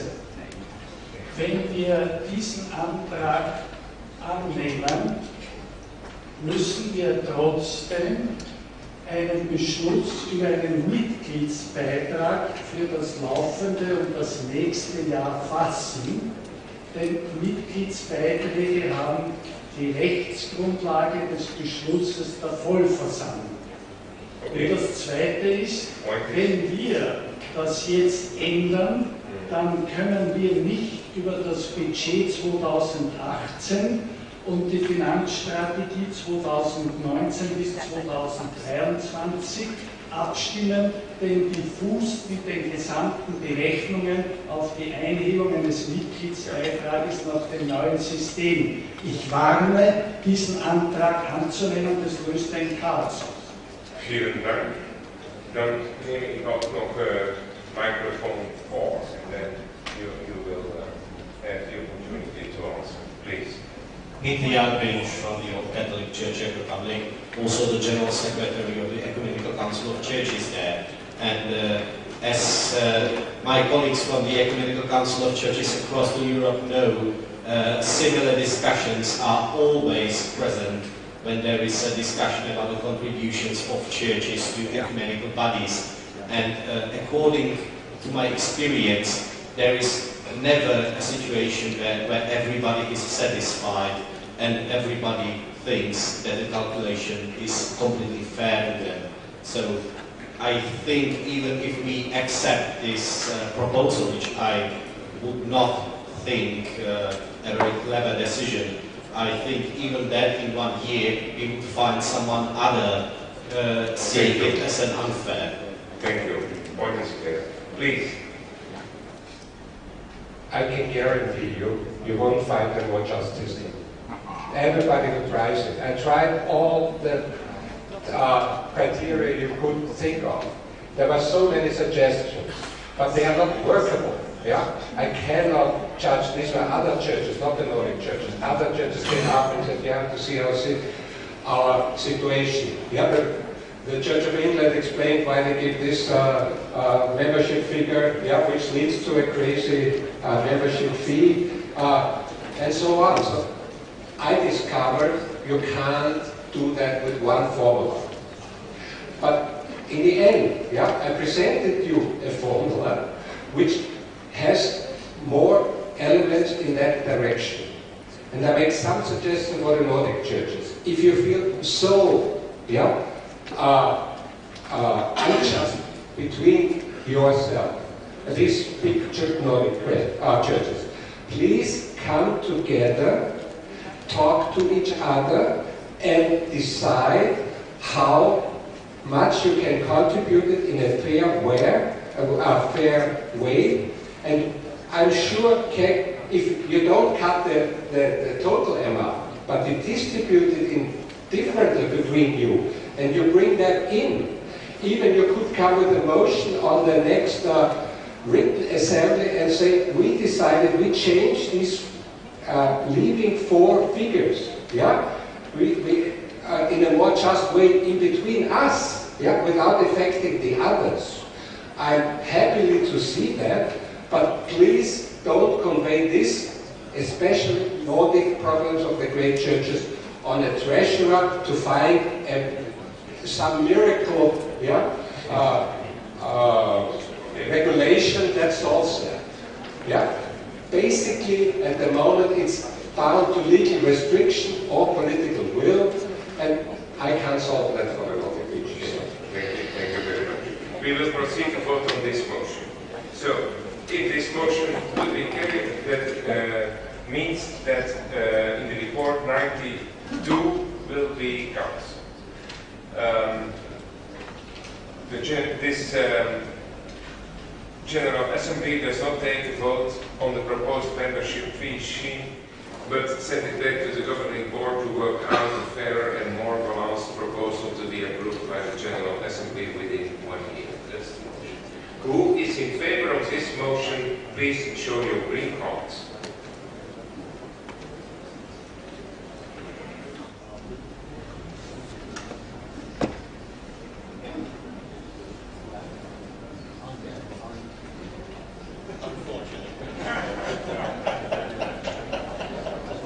Okay, who is against? Show your red cards.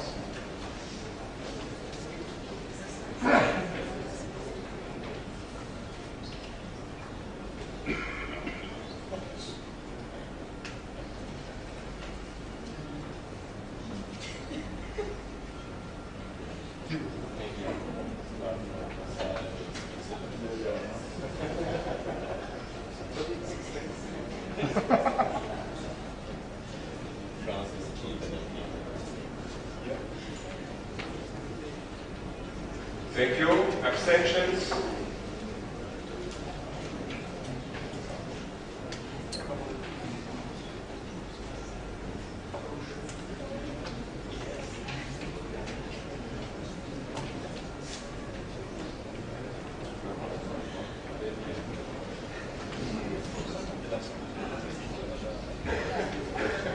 Okay, thank you very much. I think it's clear that the motion isn't carried. We will have the impact result in 1 minute time, but we can proceed to vote now on the report. Yeah, and the Swiss delegation can be sure that the objections are minuted in the minutes, and so with the request that the voting board will have a look at it in any case. Now,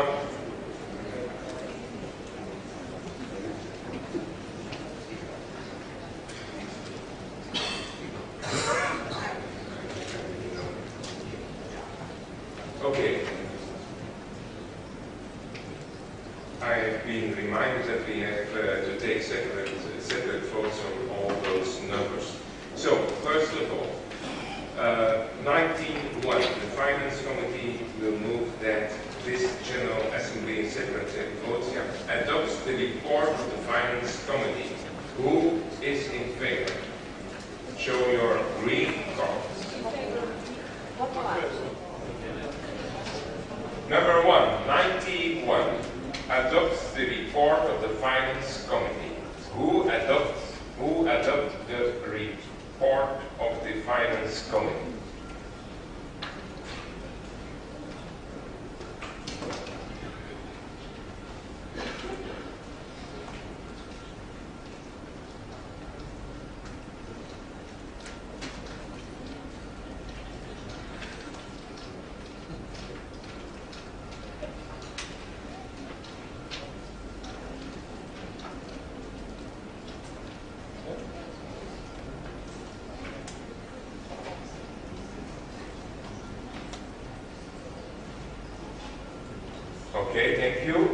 Who does not adopt? Who is against?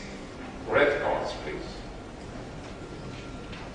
No red cards. Abstentions, please. No abstentions. Oh, I'm sorry. I didn't see.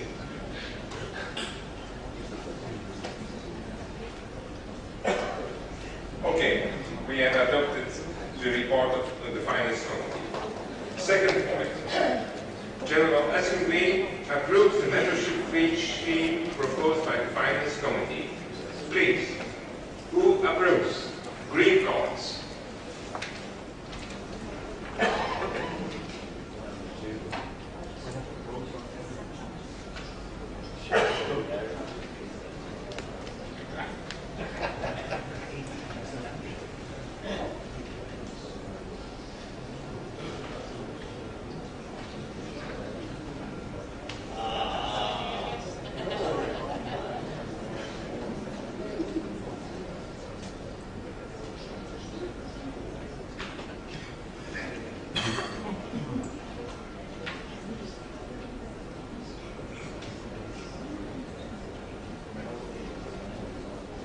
Okay, who does not approve?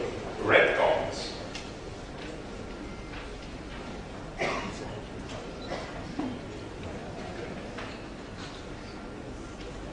Only red cards. I see one green one.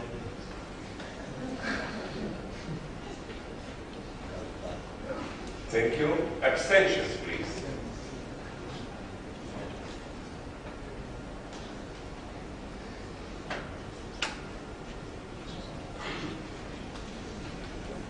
Thank you. I think we approve the membership fee scheme proposed by the Finance Committee. 3. The General Assembly adopts the Financial Strategy 2019-2023 as proposed by the Finance Committee. Who adopts? Green cards, please.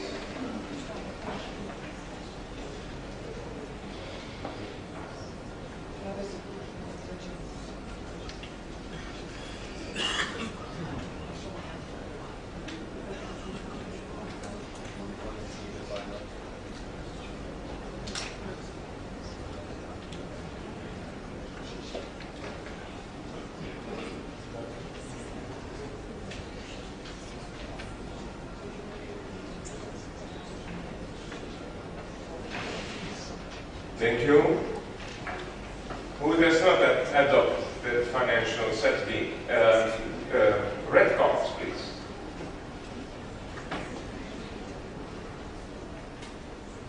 No one. Abstentions, please.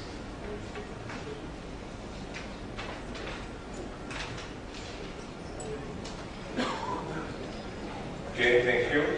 We will proceed to the fourth point. The General Assembly adopts the accounts of the conference for 2017. Who adopts? Green cards, please.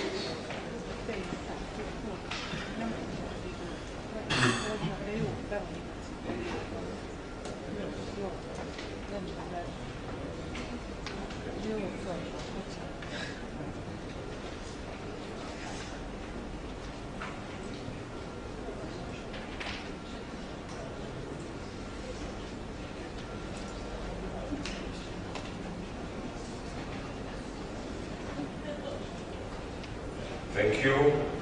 Who does not adopt the accounts of the conference 2017? Red cards. Red cards. Abstentions, please.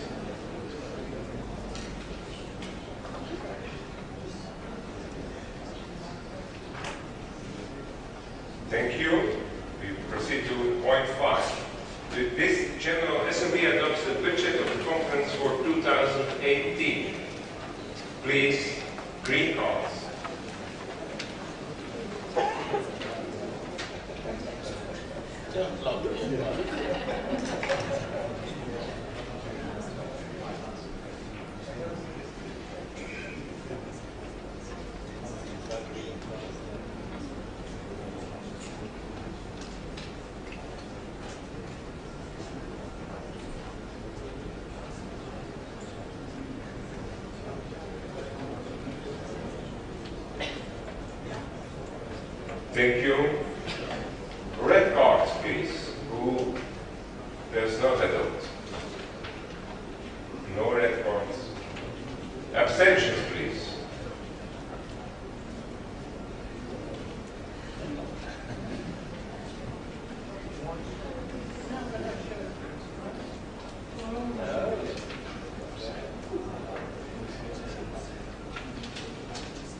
Okay, thank you.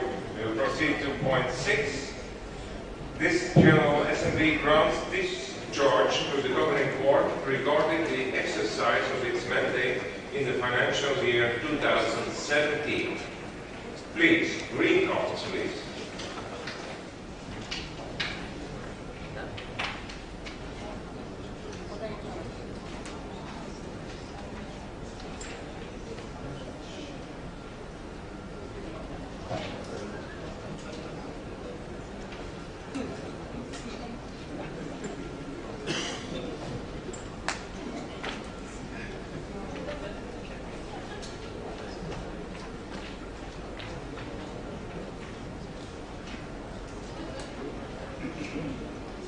Thank you. Who is against? Red cards, please. No one. Abstentions, please.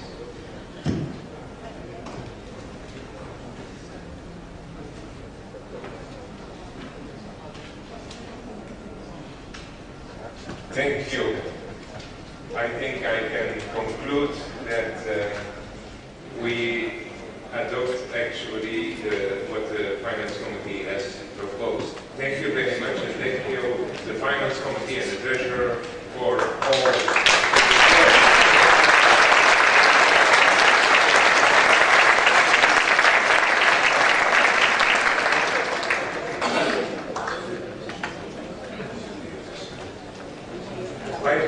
I have one small point that's, and it's most practical, I think we do it now. So I call one of the legal advisors to introduce this point of the proxies for the General Assembly. It's something that has something to do with Belgian law.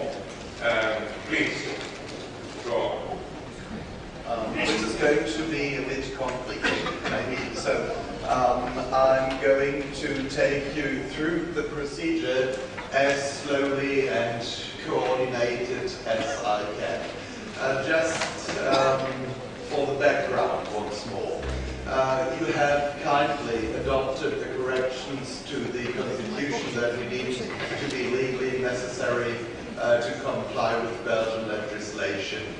Unfortunately, this Assembly can do so only morally, because there's no Belgian notary public here, and if he were, he couldn't act in a foreign country.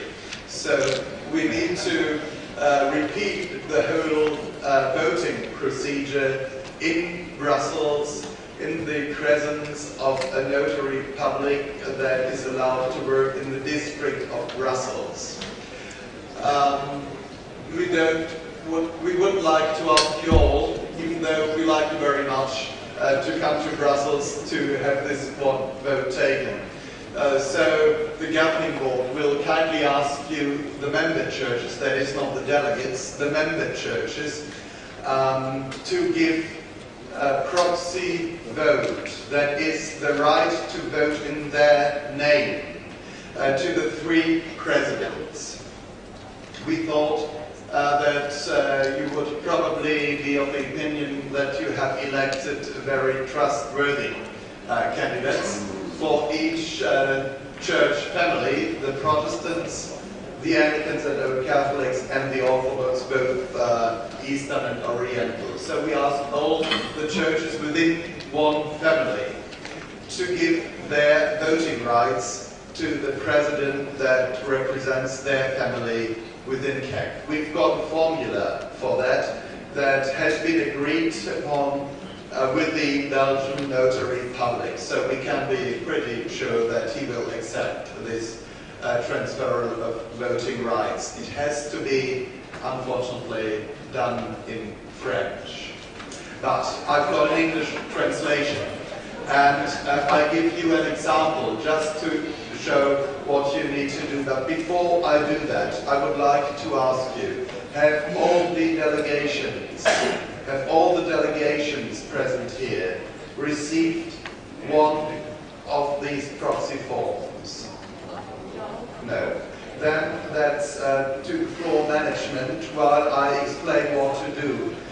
Could you now distribute those forms, and please to the Protestant churches, the form that says Protestant, to the Anglican and Roman Catholic, the respective form on the same for the Orthodox, because we've pre-filled as much as we could, but the details as to the churches themselves need to be filled in by the delegation, by the head of the delegation. So while that is being distributed, I'm going to give you an example, and my own church, the Protestant Church in Germany, kindly agreed that I could use their details to explain.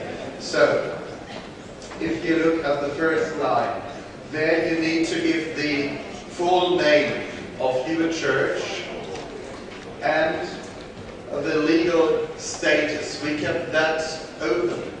What legal status is very different in all your countries, because in some of the Church of Denmark is simply part of the state, so to speak. In others, you are a private law organization. Others, you are a public law organization. Some do not hold legal personality because the state they have their registered office in doesn't give them legal personality, like the Ecumenical Patriarchate. So please do fill in as appropriate for your legal situation in your country where the seat of your church is based. I'll take questions later.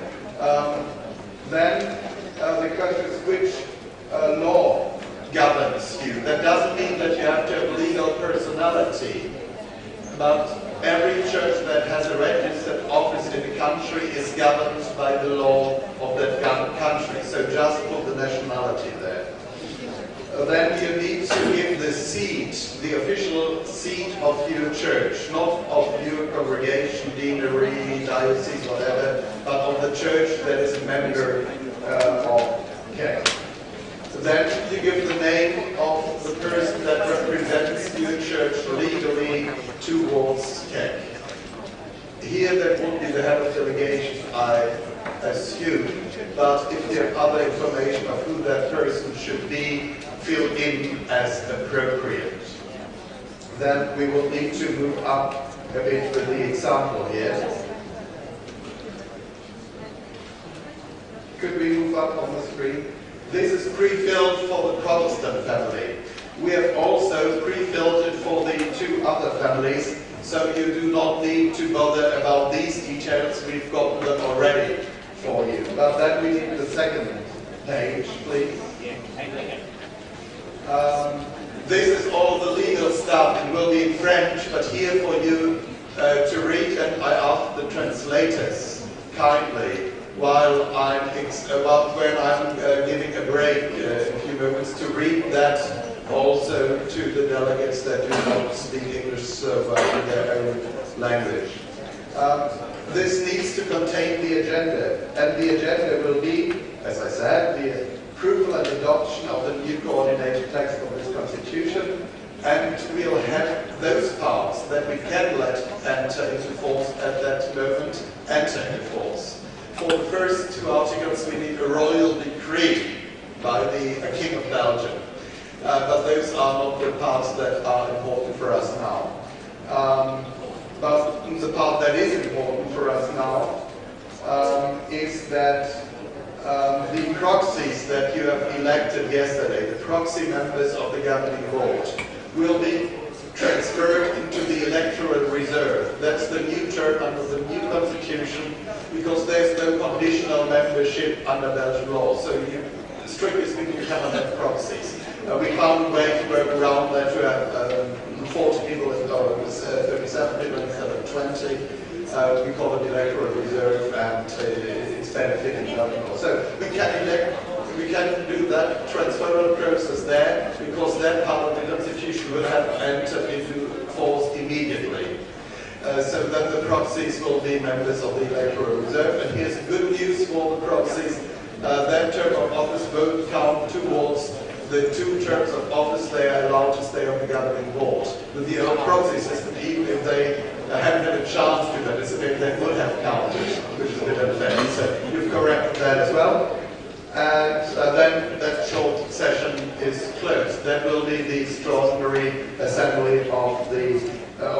generals. And can I have the bottom part of the paper, please? Then you need to give again the information you've already given above, and it has to be personally signed, and here is not how you do it, because you all would have different signatures, of course.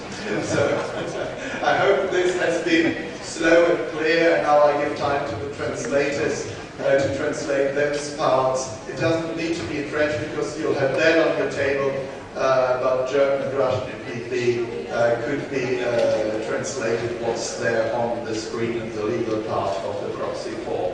So I hope this is all clear, and if you have received the proxy forms, I would kindly ask those who can to sign them, and those who cannot for legal reasons to approach us later to see how we get the signatures of your respective member church.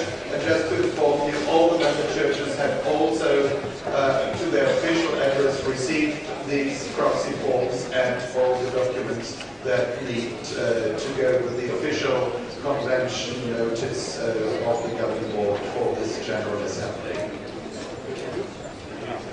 These forms will be collected by you or by the stewards. They will be collected. There is one remark, please. I have a legal technical question. The official name of my church is in the Czech language. Should I fill it in Czech language? What we've done with the presidents is what I recommend also for your church, to put the first your local, national name in your language, and then in French the translation. If you need help for that, approach us and we'll see how to do it. As it is the case for all technical questions, so I don't take technical questions. So please approach them, and they will arrange it with you.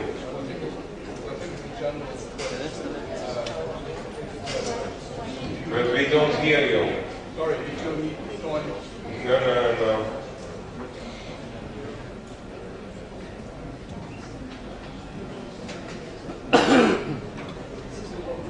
Do you hear me?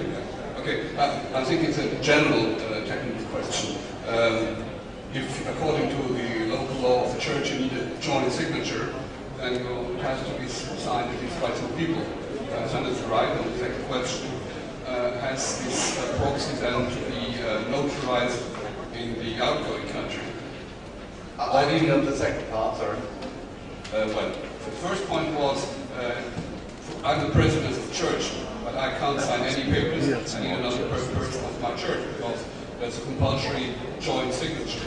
If you have that, you will need to give us two signatures, of course. Exactly. And okay. And the second technical, okay, which is for all churches, therefore it's all other churches could be concerned.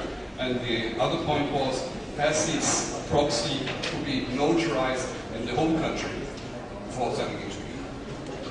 No. Okay, thank you.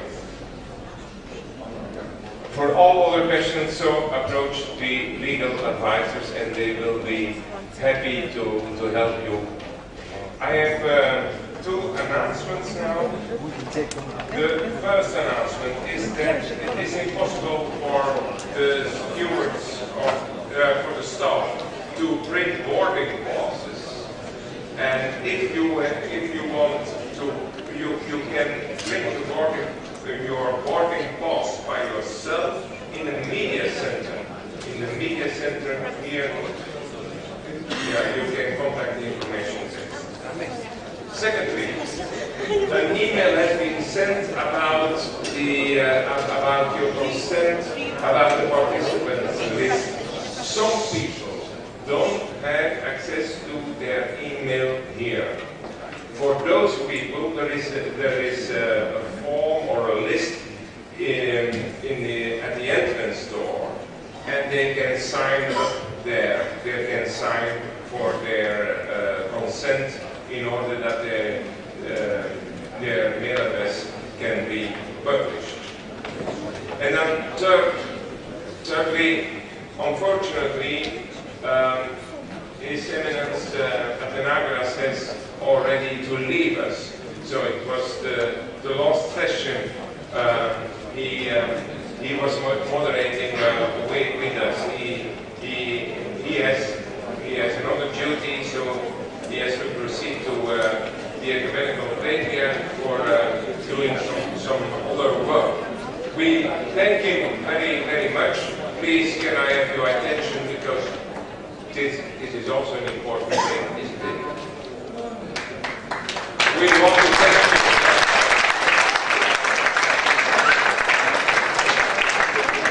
for the excellent collaboration among us, and I've been very grateful to collaborate with him in this position of moderator.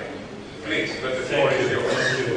Indeed, I am invited by His Holiness the Ecumenical Patriarch to join him at an important ecological symposium that is going to be held in the area of Athens in Greece.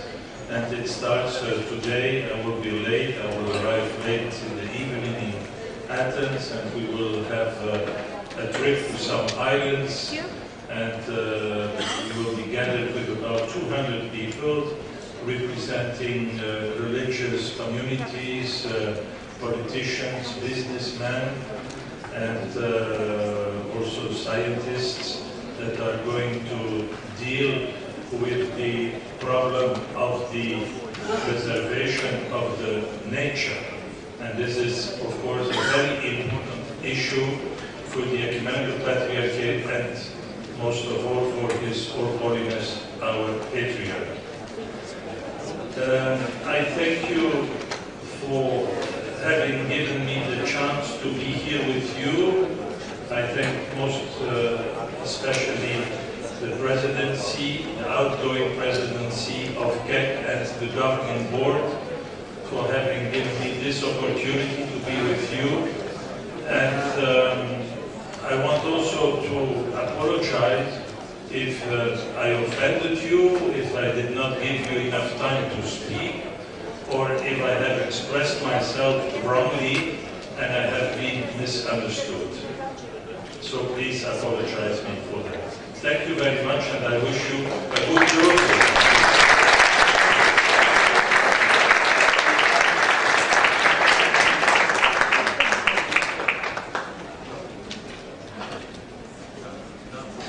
I want to thank Beate and Archbishop Joris, because I feel we were a very good team.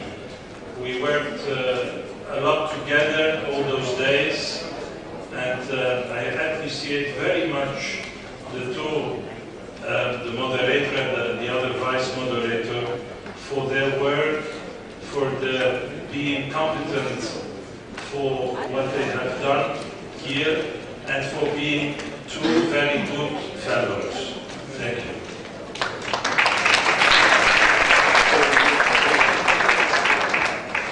And let us now pray together.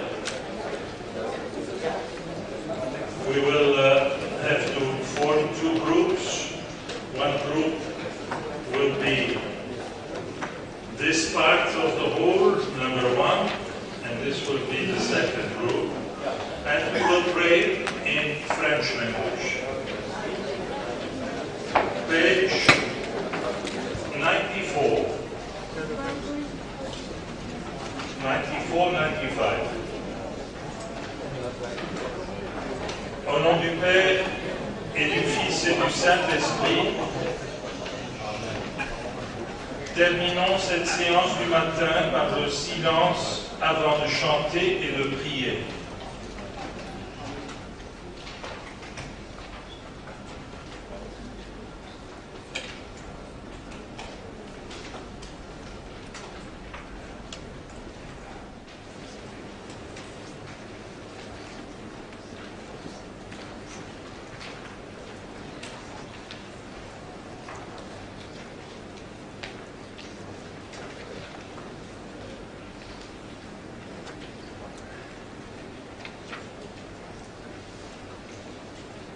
Des profondeurs, je t'appelle Seigneur.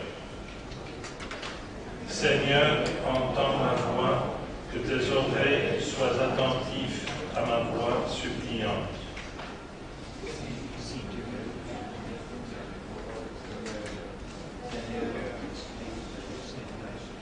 semaine nue, dose du pardon et l'on te craindra.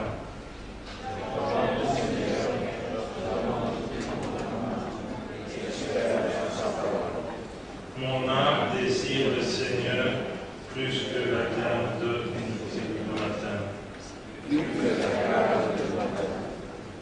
Israël, met ton espoir dans le Seigneur, car le Seigneur dispose de la grâce et avec largesse du rachat. Oui, nous mettons notre espoir en toi, Seigneur. Bénis notre nourriture et bénis notre communauté, signe d'espérance pour le monde. Au nom du Père, du Fils et du Saint-Esprit. Amen.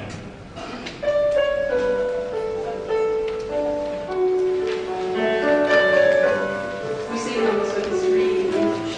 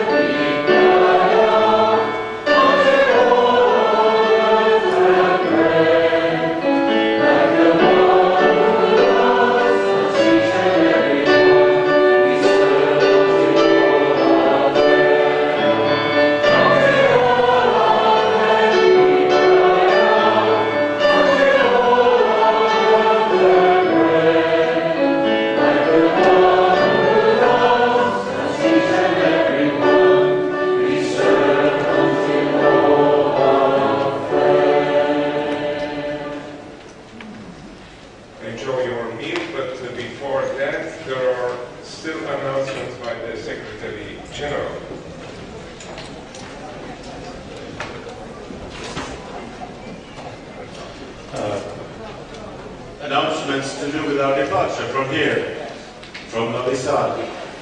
Please settle your expenses regarding the minibar or other extra things that you have incurred. Otherwise, other invoices will be sent to you after the General Assembly. And please check your departure time for the airport shuttle at the information desks. That you can do. These schedules cannot be changed, so check the shuttle that is best suitable for you.